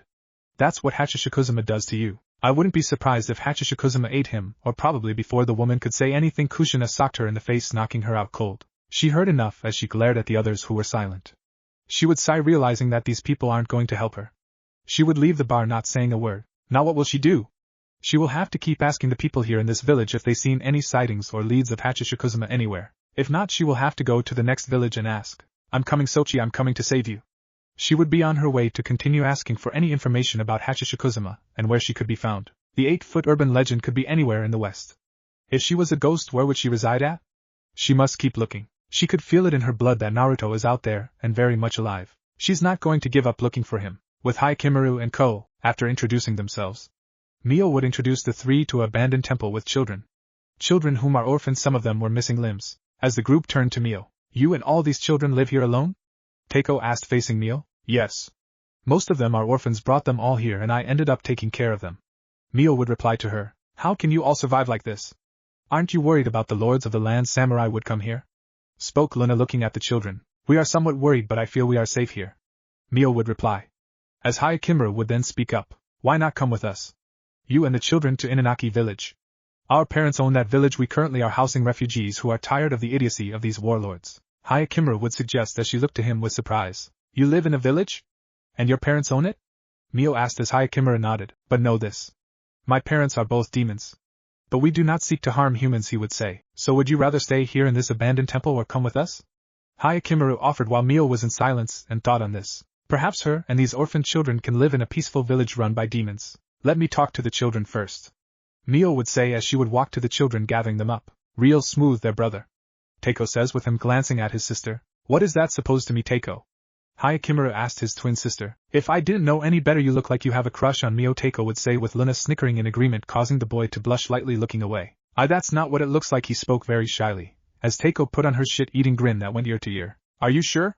His sister says in a teasing tone as Haikimaru's face went beet red. Suddenly they stopped when Mio returned to them. We have agreed to come to your village. Haikimaru-kun. Me and the children are ready to go. She told them. Then it's best we get moving now. Before sundown, knowing demons will lurk out in the night and around sundown. Luna would say. Luna is right. Let's move. Haikimaru would say as they group along with Mio and the children would prepare to leave the abandoned temple. With Jiraiya and the task force, Jiraiya, Yuga along with a platoon of Umbu are currently making camp. Hana and her dogs are also taking a break due to them tracking Kushina's scent. Shursui Uchiha is also among them. Tsunade wasn't that far behind. Jiraiya sighed while looking towards the west. Which is possibly where Kushina has gone to. He and the task force left Konoha yesterday and are en route to find Kushina and bring her back. And if push comes to shove, should Kushina refuse and resist, the group will have to use force to bring her back. None of them wanted to use force on the Uzumaki woman, Tsunade especially, and she hopes it doesn't come to this. Tsunade hopes she can be the voice of reason and talk sense into Kushina to come back. Jiraiya sighed in annoyance. He shouldn't be doing this. He should be in Konoha training Menma along with possibly training Naruto, while also at the same time should be doing his research, but he can't with Kushina going rogue to look for a vengeful, ungrateful little brat named Naruto. Why couldn't the fucking brat just not ruin things? He suspects Naruto is in league with Hachishikuzuma to get back at the village and to an extent maybe him, his family and his father for not being trained because he's not the prophecy child. He hopes to Kami that this mission is worth it.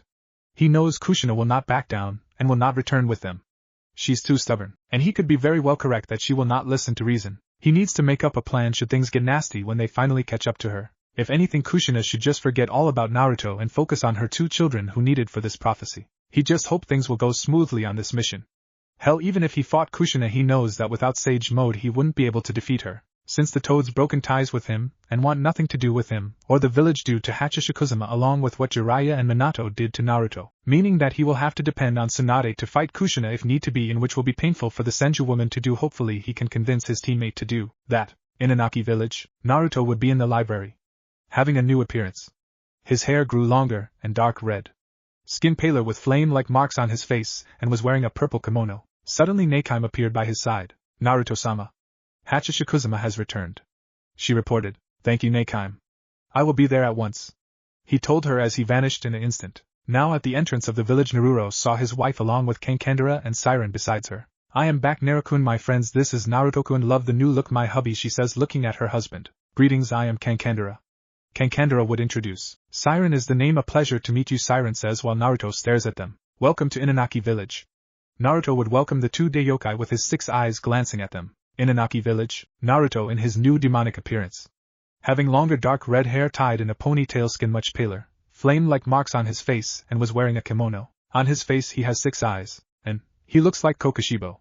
Let's just say he's a combination of Kokushibo and Muzan from Demon Slayer. Being a yokai, Naruto can shape-shift and change his appearance in any way he wants. His 6 eyes glanced at the other 2 yokai standing besides his wife as they introduced themselves to him. Kankandara/Aoi is a former shrine maiden who was backstabbed by her family and the village she swore to protect with her own life by feeding her to a giant demonic snake, and that because she was a shrine maiden, a powerful one at that. She put a powerful curse on herself to become that snake and seek revenge on the villagers and her family who betrayed her.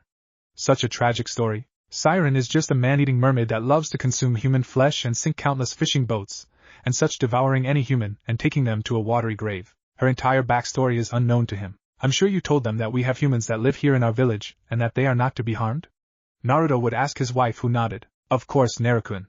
I've already told them the ground rules here in the village that we own. Hachishikuzuma would say, walking over to her husband as both Kankandara and Siren can see how happy Hachishikuzuma is. We are back. Luna's voice called out, making the Yokai's turn and glance at Hikemaru, Teiko, Luna, Mio, and a group of children. Ah? Who is this? Siren asked. The one with the mask is my daughter Teiko. The other is my son Hikemaru. Hakashaka answered. They are strong, I can sense their auras, Kankandra would say as she wondered just how powerful her and Naruto's child would be like together. Welcome back, children. Pray tell us who you brought with you. Naruto would ask as Hikemaru spoke. Father, this girl beside me, her name is Mio. And these children are orphans. They lived in an abandoned temple, we thought to bring them here. Hikemaru would answer as both his mother and father exchanged glances at one another and looked at their son. Well, that is great, my son.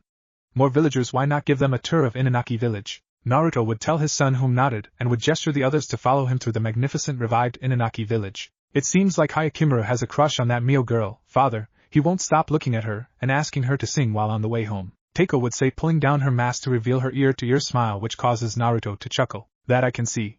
Well, let's have some dinner and talk. Since we all have new faces here in our village. Naruto would say with everyone nodding. Hours would go by as Mio and the children had been settled into new homes to live in. Siren and Kankandara took residence in Infinity Castle, while Hakashaka cooked dinner for the family. Until it was night time and everyone would be in bed, Hachishikuzuma and Naruto would be in bed together with his face against her massive boobs. They were awake for a while as they chatted for some time. I hope you don't mind me sharing you with Siren-chan and Aoi-chan. Narukun, they need some love too, and with you as leader of your own clan and family, I feel that you should have multiple lovers. What do you say? Hachishikuzuma suggested, stroking her husband's hair. Well, I don't seem against it. I would like a bigger family. Naruto would muse, smiling, still laying his wife's boobs as if they are pillows. How do you feel on conquering the West and make it all ours, Naruto-kun? Would you love being emperor? She would ask her husband. Emperor, huh? That does sound better than being a kaiga or village leader. Yet we are still finding recruits for our 12 whirlpools. We only have 4 upper whirlpools and 1 lower whirlpool. Maybe tomorrow I will go in search of a recruit around here in the West or find someone with good skill, Naruto would reply, looking up at the ceiling. Maybe I should come with you. She looks down at him. I don't see why not. Yes. Me and you together will go find a recruit, he would say with a smile at his 8-foot-tall wife as they both would drift to sleep. The next day, Hikemaru. You and Teiko are both in charge of this village while me and your mother are away. Naruto told his son, who nodded. Understandable, father. Be well, you and mother both. Hikemaru would say with both parents smiling at him as they would leave the Inaki village together. Elsewhere, both Naruto and Hachishikuzuma would be somewhere in the southwest of the land of the West, going through lands and lands. Traveling together. Bandits would have attempted to attack the two or mug them, only for them to be brutally murdered by Naruto beheading them with just a simple swipe of his claws along with bisecting them. The two would find themselves in a vacant village that looks like it's been recently massacred. Dead men as villagers? No females? Not a sign of life at all? Both looked on in alert, and that they sensed the presence of a yokai here. As they walked together they spotted dead cows, lots of them. Hachishikuzuma stared at one of the dead cows. A frown appeared on her face. Then her eyes widened.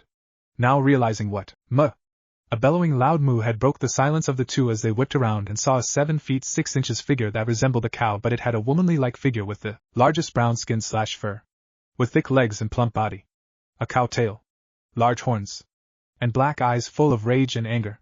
In its arms it held an axe. Its gaze was focused on Naruto and Hakashaka-sama. What is Naruto started to say, until Hakashaka spoke. Gozu, she said in a soft whisper. Gozu? He asked. Gozu means cowhead. I've heard of this before and the lore behind this village, she says, holding her sword focusing at Gozu, who looks at them with the intent to kill, as she had a good idea on what happened here. So what now? He asked, holding his sword of the dead. I'll explain after we defeat her. First let's subdue her. Not kill her. Hakashaka-sama would say with him nodding. Gozu bellowed a guttural moo and charged at the two with her axe. That she had used to slaughter the villagers and cows here. Elsewhere, Kushina was around at the same location as she heard the loud moo, along with sensing 3 powerful yokai-like auras. Could it be? It has to be Hachishikuzuma. She thought, looking determined and angry. You will give him back to me, you bitch. Kushina says, heading for the location. She has to assume that Hachishikuzuma is there. Vacant village. Gozu swung her axe madly at both Naruto and Hachishikuzuma. As her bellows and growls were aggressive, the cow-headed woman lunged and delivered a heavy blow with her axe towards Hachishikuzuma, who blocked the blow as it was beginning to push the 8-foot woman back slightly. She's strong as if she's a yokai? But it's probably expected if one is to wear the head of Gozu, who is known to be the most fearful of yokai, thought Hachishikuzuma, who backed away and lunged a swipe of her sword at Gozu, who moved away and attempted to strike again with her axe, but Naruto kicked the cow-headed woman down and also kicked the axe out of her hand. The Gozu woman tried to get back up, but suddenly Hachishikuzuma's hair had extended to great lengths and restrained the cow-headed woman and had her pinned to the ground with her fingertips pointing to the forehead as yokai chakra would flow off her fingertips. She's using her own yokai chakra to ward off the spirit of Gozu within this woman. Once it was done, Hachishikuzuma let her go and moved away as the cow head would form into a human with a female look. She has a terrified expression, and she has black hair, but she has cow horns and cow ears. Naruto was taken back that Gozu reverted back to a woman. Where am I? What happened? The woman asked. You don't know what happened? Who are you?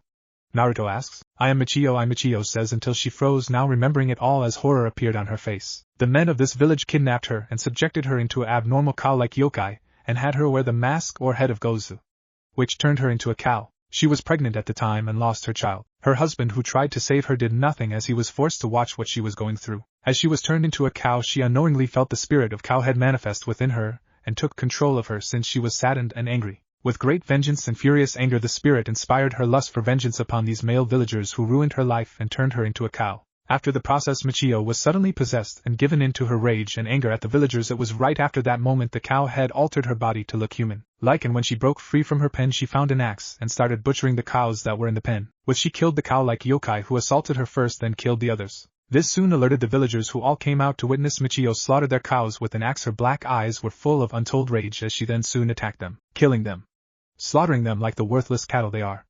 As countless blood-curdling screams were heard in the dead night, she showed no mercy as she continued to slaughter them. Many of them begged and pleaded for mercy and their lives, but Michio, who was possessed by Gozu, ignored their cries and pleas for mercy. Mercy? What about mercy for her unborn child? What about mercy when they had a demonic cow to sexually assault her? Oh no. They deserved no mercy at all. They all deserve a special place in hell.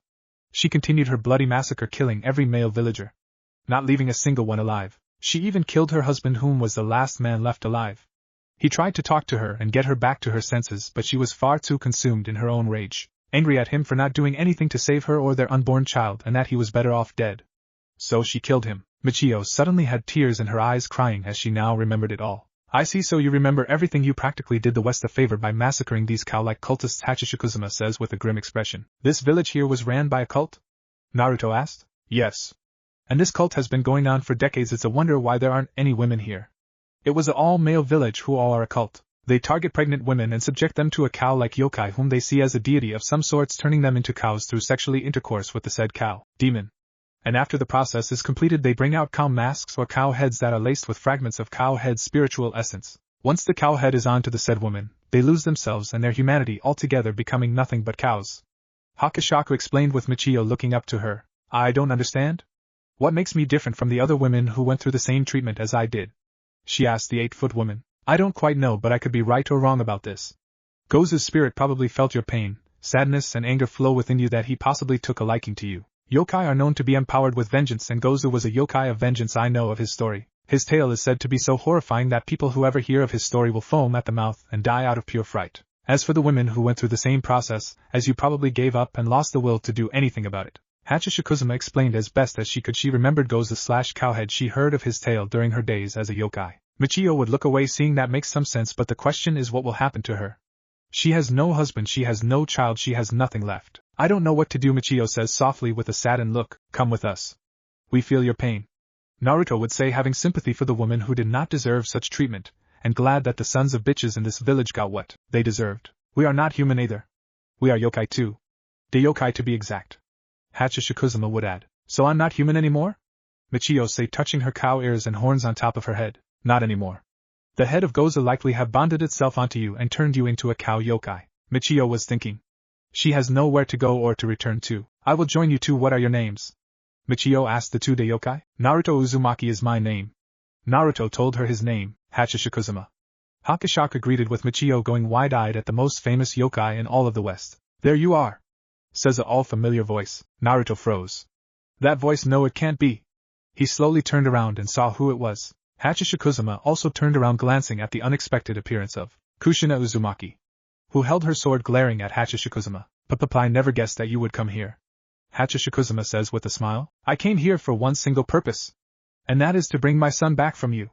Now where is he and what have you done with him? Kushina spat, glaring at her with all the hate she could muster. Naruto was having mixed feelings about this.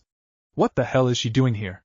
How did she know where he was, to begin with? Your son? You sure you're not talking about your favorite son Menma? Or do you mean the son you neglected? Hatsushikusuma shot back. Shut up. You know exactly who I'm talking about. Where is he? Kushina glared with rage. An evil smile appeared on Hatsushikusuma's face. He is much closer than you think. The 8-foot-tall woman says with her evil smile, making Kushina look from her to the male standing beside her. No, it's not possible. She doesn't want to believe it. This is just another of the ghost tricks. No, that's not Naruto, she said with a glare. For the last time. What have you done with my boy? Kushina spat, getting frustrated. He is your boy. Hakak corrected with her grin remained. What are you doing here, Kushina? Naruto says with her, looking to him in shock. A mixture of feelings ran through Kushina as she glanced at the demon male who spoke her name. No, just a no. I refuse to accept this. She thought with horror and pain, but she searched her feelings. Na Naruto? Sochi? She said in a whisper. I'm not your son anymore. As far as I'm concerned. Now answer my question, what are you doing here? He told her coldly as her heart shattered into a million pieces. She didn't want to believe it, but this is her son. Her son has been turned into a yokai. Has her nightmare become true? A look of hurt appeared on her face and tears began to swell up. Naruto, it's me, your mother. I have come to save you from Hatsushikusuma. She's evil. She is manipulating you. Kushina answered, hoping to sway her son, hoping to use whatever means and if hope to get her son to trust her, but given how she treated him, she doubts it. Naruto narrowed his 6 eyes with burning rage. You are not my mother. You are nothing but a mere memory. I have no mother. You coming here to save me from my wife is just a waste of time. She's done more for me than you and Minato could have done. He spat with anger. Kushina looked horrified to learn that her son is married to Hatsushikusuma. As more sadness and pain increased as her gaze went to Hakak-sama. What did you do to him? Kushina hissed, glaring at Hatsushikusuma. I did nothing to him. The 8-foot yokai replied. Stop lying. I know you did something to turn him against me. Kushina spat. You've done that yourself. You and your husband were selfish in neglecting Naruto by favoring his 2 siblings over him. I sensed his pain and need for attention, so I came by to take him with me. I never took him against his will. He came with me willingly. Hakak spoke with slight coldness in her voice. Kushina looked from her son, who was looking at her in anger and hatred, which saddened her as she looked at Hatsushikusuma with great anger. She knew the 8-foot woman was right. They were selfish, and she wants to make it right. Naruto, please, my son, I know you are angry with me and have every right to be, and I know I can never make it right. Ever since you vanished that day, I hated myself for what has happened. I would never forgive myself. I would give anything to make it all right again. I would give away my soul to take you back and raise you and given you the attention you deserved. Please come back with me, leave that monster, and let's be a family again, Kushina says with tears in her eyes, facing her son, who is now a yokai. As I said before, I have no mother. I'm happy with a family of my own. Go back to the east and be with Minato. He told her with venom. I won't leave you. Not this time. I left the village to find you and bring you back to me. You don't have to see Minato again, she told her son as there was silence among them. This, however, got Hachishikuzuma's attention at the fact she left the village willingly. Naruto narrowed his 6 eyes and reached for his sword. That was until Hachishikuzuma put her hand on his shoulder and whispered into his ear. Let me handle this, Naruto-kun. She told her husband. Can't you see Kushina? Naruto-kun is happy. He is happy with me. I've done more for him than you could ever have. Hachishikuzuma spoke with a vindictive smile which struck a nerve with Kushina. He doesn't want nothing to do with you. You should just leave, she says as Kushina gripped her sword tightly, glaring at the monster who turned her son into a yokai and made him hate her even more. I'm not leaving him. Kushina yelled, charging at Hachishikuzuma, who smiled anticipating this. Hachishikuzuma outstretched her hand and used telekinesis on Kushina, holding her in mid-air. Along with choking Kushina, Kushina felt her throat tightened as if something was choking her windpipe. Then she was sent back into a ruined house. Hachishikuzuma followed. Suddenly golden chains shot forward and Hachishikuzuma immediately went intangible, letting the chains pass her. As Hachishikuzuma raised her fist and a white bubble formed around it, Kushina looked ahead, prepared for anything. Hachishikuzuma punched the air, causing cracks to manifest, and an earth-shattering earthquake punch was sent directly at Kushina, who widened her eyes as the area around them got destroyed. Kushina was sent flying away and crashed against the ground. Kushina got up weakly, now looking battered and covered in dirt. She reached for her sword, and for a split second Hachishikuzuma appeared above her with her own sword and slashed at her. Only for Kushina to block it and roll out of the way. Both faced each other as Kushina stood up, glaring at Hachishikuzuma. The two would proceed to exchange blows with their swords. Hachishikuzuma was easily gaining the upper hand, putting lots of heavy blows upon Kushina, who blocked each of them but was struggling. Can't you see, Kushina? Naruto belongs to me. He belongs to his own family. Yet you fail to understand that he wants nothing to do with you or the family back in the east who let him down. Hachishikuzuma spoke as Kushina narrowed her eyes. And I still want to make things right. I admit I was wrong. I was wrong for neglecting him. I strongly believe I have a chance to make things right for him. Kushina shot back, gripping her sword, and lunged forward at her, who blocked her sword strike as the two got into a deadlock clash. Looking at one another, Kushina with all her might and strength pushed all pressure on Hachishikuzuma's sword, but Hachishikuzuma was also doing the same thing, and she was pushing Kushina back as she broke free from Kushina's deadlock and slashed her sword at Kushina's left arm, who yelled in pain, and then Hachishikuzuma did a follow slash at the red-headed woman's thigh, making the redhead fall to the ground, clutching her slash marks on her left arm and thigh. Hachishikuzuma kicked her sword away and pointed her own sword directly at Kushina. You've lost, Kushina Uzumaki. Hachishikuzuma said in an even tone, facing the defeated redhead. I could kill you here and now just to spare Naruto-kun's pain in seeing you again. But I'm having second thoughts. On that, you did mention that you would do anything to make it all right for Naruto-kun, right? Even going so far to give away your own soul? Hachishikuzuma spoke with a calm look, with her sword still pointing at Kushina. I would do anything to make Naruto happy. I want to make everything right for him, Kushina answered as Hakashaka's smile turned dark. That can be arranged. You will be his slave. Hachishikuzuma spoke with an evil grin. What? Kushina stammered with horror and shock in her voice, looking up at the 8-foot woman. You heard me. You will be his personal slave. Hachishikuzuma says with an evil smile, enjoying Kushina's look of horror. No. The redhead tried to say. It's decided. You will be his slave. Unless you want to die. I would have thought you would do anything to get back in Naruto-kun's good graces, Hachishikuzuma says with Kushina looking up at her in horror. Aye, Kushina muttered. It's the only way if you desire to get back into my husband's life. You are to be his slave. He no longer acknowledges you as his mother anymore. To him you are nothing but a mere memory to him. A stranger, so to say. You must come to terms to becoming his slave, and by doing so is that your soul will not only belong to me, but to him as well, she says as she could feel the conflict within Kushina. The red-haired woman was conflicted. Kushina had realized her fate will soon fall into the hands of Hachishikuzuma and her son Naruto. She has two choices. First choice, become a slave to her own son, a son she wrongfully neglected, and will have to do whatever Hachishikuzuma and her son tells her to do, living the life as a slave. The second choice would be death. Hachishikuzuma would kill her, meaning she came all this way for nothing, only to fail and die, and that her son will still hate her and resent her regardless for what she has done. More and more conflict grew within her. What could she do? What was the right thing to do? Even if she made an attempt to fight back, she knew Hachishikuzuma will kill her in moments before she could do anything, and that the 8-foot yokai is a lot stronger than her. Even if she managed to defeat Hachishikuzuma, her own son will fight her and will possibly kill her, as she feared in her nightmares. But she wants to make amends for her son. She wants to be there for him when she should have done from the start. Well, Kushina? I'm waiting? What will it be? Hakashaka says with her sword still pointed at Kushina. She has a hunch Kushina will go directly to what she wants. She knows she will have to convince her husband to keep his mother as his slave. Convert her into a loyal, submissive sex slave. Corrupt her and turn her. Yes, motivate her husband to unleash his rage and frustration upon his mother, for all the years of sadness, loneliness and neglect she has done to him. Get revenge by corrupting and converting his mother into his own slave. Now that is pure vengeance, and she wants to see will Kushina do what she expects her to. After all, Kushina owed Naruto that much. Kushina lowered her head knowing the absolute consequences. If she becomes Naruto's slave, she knows there is no turning back. She can never go home, she can never see her friends or family again. Hopefully she can convince Hakashaka and Naruto to not harm Menma or Naruto. She wants all her children to be equally loved and brought back into a family again. She wasn't so sure about Minato knowing the path he is on with his sensei. She just hopes that he still has a brain to at least try and make amends with his son while he still has a chance and don't do any stupid mistakes, and if he wouldn't make amends then he's a lost cause, but there is still hope for Naruto and Menma. If she is to really reconnect with her son then she will have to be his slave then. Menma, Naruto, Minato, forgive me.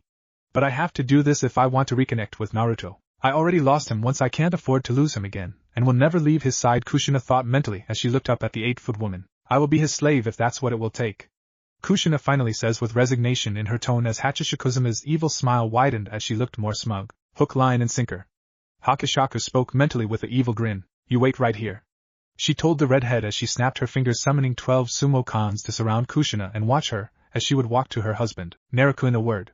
Hakashaka says as he would walk towards her while Michio watched the 2-day yokai walk away slightly, having a private word with one another. As the cow yokai woman turned her attention at the cow pen where she had gained a human form thanks to Gozu altering her body when she was a cow, making her look similar to that of a minotaur with a plump body.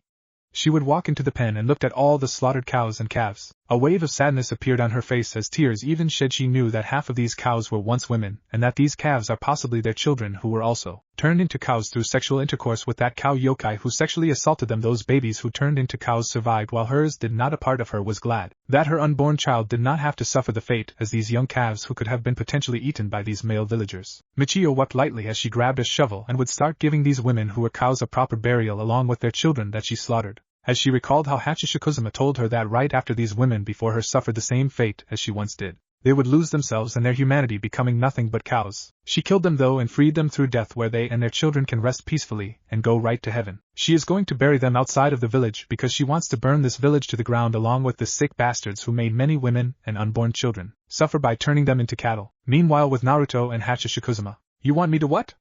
Naruto says with a narrowed gaze from his 6 eyes, looking at his wife whom just told her that Kushina Uzumaki will become his slave. Let her be your slave, Naruto-kun. I think it's poetically fitting for her to become your slave. After all she's done to you? Don't you want to get back at her? Get back at the family who neglected you? Don't you wish to take your anger, frustration and rage out on her? Surely you desire revenge on her for favoring your siblings and ignored your needs and wants. As if they are Kami's children. Hachishikuzuma would point out. As Naruto thought it over, narrowing his 6 eyes, recalling how his mother would always ignore him and would tell him, "Not now, Naruto, I'm busy with your sister and brother, or maybe another time, Naruto. Right now I have to train your brother and sister with your father." His hatred for his mother was immeasurable, thinking how he would try to tell her that Menma would always pick on him and get him into trouble, putting the blame on him when he himself did not do it, and how Kushina and Minato would send him to his room while Menma just smiled smugly. Naruto clenched his fists, gritting his teeth. Make her your slave. Break her spirit and mind. She doesn't deserve your forgiveness. This will be her eternal punishment for all the neglect she has done to you. Take your revenge on her. Hakashaka would say as she would hear Naruto growl lightly and look over to Kushina, who is still surrounded by sumo cons. This could also be perfect revenge directed at his ex-father by making his wife his personal bitch. I'll do it, he says with determination and great anger as Hachishikuzuma smiled. As the two would walk over to Kushina, Kushina for her part looked up at her son, who gave her a cold look. From this day forth, Kushina Uzumaki, you are my slave. And to ensure that you are mine, your soul belongs to me. By soul bound, he told her, raising his hand to her, as she looked worried. A red aura shot directly at Kushina as she yelled, feeling her soul being bounded to Naruto as a demonic choker would appear on her neck with a chain linked to it, as it would be extended and right into Naruto's hands. Let me make this perfectly clear. You are to not call me your son. Ever again. I have no mother. Not anymore. You will refer to me as Naruto-sama. Understand? Naruto spat with venom at his mother, who looked saddened and nodded her head. Good. Now get up. We are going home. When we get there I will discuss more rules and regulations along with your permanent life as my slave. He commanded as she did as told, knowing she will have to do everything to keep him happy. Michio. Come on, let's go. Hachishikuzuma called out until she and her husband noticed that the cow woman was not in the village but outside of it digging with a shovel. They would go to her. Michio? What are you doing? Naruto asked politely. I'm giving the women and their unborn children proper burials. You see, I've killed them in my murderous state. I freed them through death. Now they die free from remaining as cows, she replied to him with sadness. Oh, I see, let my minions help. He summoned several shinobi khans as they all would make proper burials for all the women who turned into cows along with their children. For a half an hour they buried every woman turned cow into their graves along with their children who are now at peace and finally rested. Michio would leave flowers for each grave along with giving them a prayer. Right after all of that, they set the village on fire, burning it to the ground, and would leave with Kushina Uzumaki following them, who looked glum and defeated, having to accept her slave life. Konoha at the moment. Minato was pacing back and forth in his office. He still hasn't heard from Jiraiya and the task force for any updates. If they found Kushina and captured her, meaning they must still be looking for her. He promised his kids that their mother would be brought back. It would pain him and them if she never returned. He has to have faith in Jiraiya to find his wife and bring her home. He can't afford to lose her. Kushina-chan, please come home, he thought sadly, looking out the window glancing at the horizon. In Inaki village, Hachishikuzuma, Naruto, Michio and a chained Kushina Uzumaki have returned to their village. Entering the entrance. Whoa, this place looks nice. What is it called again, Naruto-san? Michio asked as he smiled at her. This is Inaki village. It was once a cursed village. Hachi-chan and I own it, and made it as our home and safe haven for those who wish to live here. Human and demon can coexist here. Building new buildings for more villagers to live in. Most of the villagers here are refugees from the idiocy of these warlords and their damn war. Plus other demons out there too. People who lost their homes and such can live here. Naruto explained to her. As Michio looked on in awe, Kushina would also glance at the village her son and Hachishikuzuma owns. It looks so peaceful here and beautiful. The four would now walk into the village as they would be greeted by their children in third upper whirlpool. Luna. Welcome back, mother and father. We sensed your presence, Kimura would say. Besides him are his sisters, Teiko, Sadako and Kayako. Welcome back, Naruto-sama. Luna says. Thank you, children, and Luna. Michio and Kushina. These four are our children. Kimura Uzumaki, Teiko Uzumaki, Sadako Uzumaki and Kayako Uzumaki. And the dog Yokai is Luna. She is our upper whirlpool third rank. Naruto would introduce. Hello? Michio the cow, Yokai says, smiling warmly at them. Kushina's POV. Kushina looked shocked at these four children before her are both Naruto's and Hachishikuzuma's children. They all look like their mother. Sadako looks like a bit of Naruto. These four are her grandchildren. It was no surprise that Naruto dropped the Namake's name and instead kept Uzumaki. Which means he holds a lot of resentment towards his father Minato, not that she blamed him. Children, this redhead is your grandmother. She is our slave. I will tell you what her fate is when we reach our home, Infinity Castle. Luna, would you be a dear and escort Michio to a house that she can have as her very own? Naruto would say until Michio decided to say something. Wait. Is it alright if I live in this Infinity Castle with you, Naruto-kun? And Hachishikuzuma? I want to live with you too and your family. I feel indebted for what you two have done. Please let me stay. She says, looking at the two. This caused Naruto and Hachishikuzuma to exchange looks at one another until Hachishikuzuma smiled. Let her join with us, Naruto. His wife says. Well, I see nothing wrong with that. You may stay in our castle. Let's go, everyone, he says as he pulled the chain that is connected to Kushina's collar, as he and his family would go straight for Infinity Castle. Infinity Castle. Welcome back, Naruto-sama. Neikime greeted her master. Thank you, Neikime. Neikime, would you be a dear and lead Michio to one of our many guest rooms in the castle? He told her as she nodded and gestured Michio to follow her, who did, to meeting room. He told his family, with Luna heading off to her room in the Infinity Castle. As they made it to the meeting room with lots of space and various rooms, stairs, and such. And think of it like the upper moon meeting area, on your knees. Naruto hissed at Kushina, who complied with this as she gazed up at her son alongside his wife and their children, as all four of them would gaze at their grandmother. Since you are my slave, you will also be a maid here in Infinity Castle. Naruto says with a narrowed gaze. Your list of duties here will consist of waking me up along with our children and prepare breakfast for us. There will be times where you will be making lunch and dinner for our family, and the upper whirlpools and lower whirlpools, including our guests that stays in the castle like Kankandara and Siren. Not only will you cook for this castle but will clean it. Since you are a former Konoha Kunoichi, you are allowed to use your skills to defend this castle as if it was your home. Naruto would say in a voice of commanding and authority. Yes, so I mean, Naruto-sama, Kushina replied. And when I am not around, my wife Hachishikuzuma and my children are in charge. Even my special guests like Michio, Siren and Kankandara, and my upper and lower ranks if they wish to use your services. Only difference is that their orders cannot override mine. Because you're my personal slave, Naruto would add with Kushina looking at Hachishikuzuma's vindictive smile. Permission to speak, Kushina says, aloud. He replied, please Naruto, I know you're very angry at us and have every right to be. You know your father will send someone to look for me, she says, while he didn't look surprised by this, and he didn't even care. It won't matter. Because whoever he sends after you will only die. He can't have you back. And you're not going back to that bastard. You're mine. You're my property. And you are going to realize that once I break you. He says coldly as she flinched. You are going to kill him, aren't you? She asked. Considering what he did to me and how he abandoned me just like you did. He deserves death. He answered. Please give Minato a chance to make things right with you. What about your brother and sister?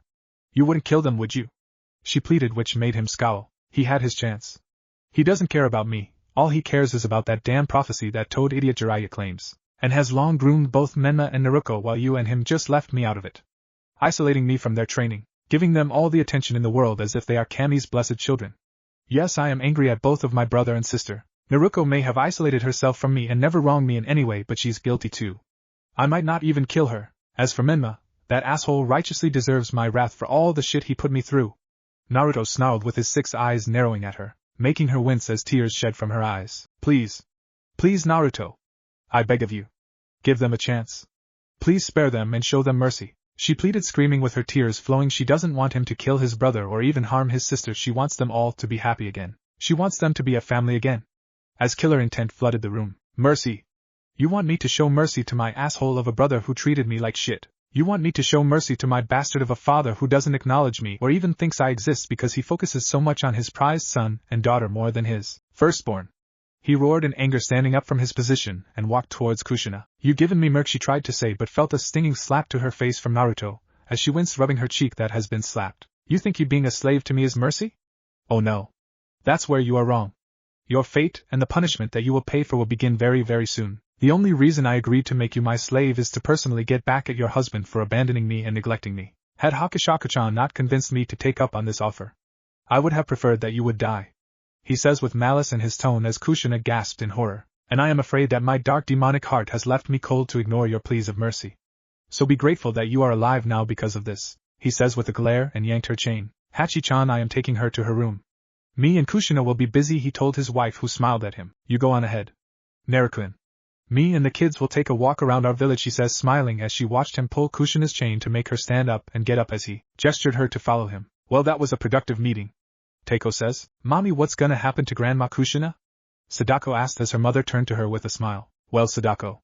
Let's just say that Grandma Kushina is going to get well adjusted to her new life and servitude to our family. So let's go and let your father deal with this, Hachishikuzuma explained to her daughter as she and her kids would leave the castle. Kushina's bedroom. Naruto would lead Kushina to her bedroom, which is a moderate-sized room with a large bed, moderate furniture and such. Is this my room?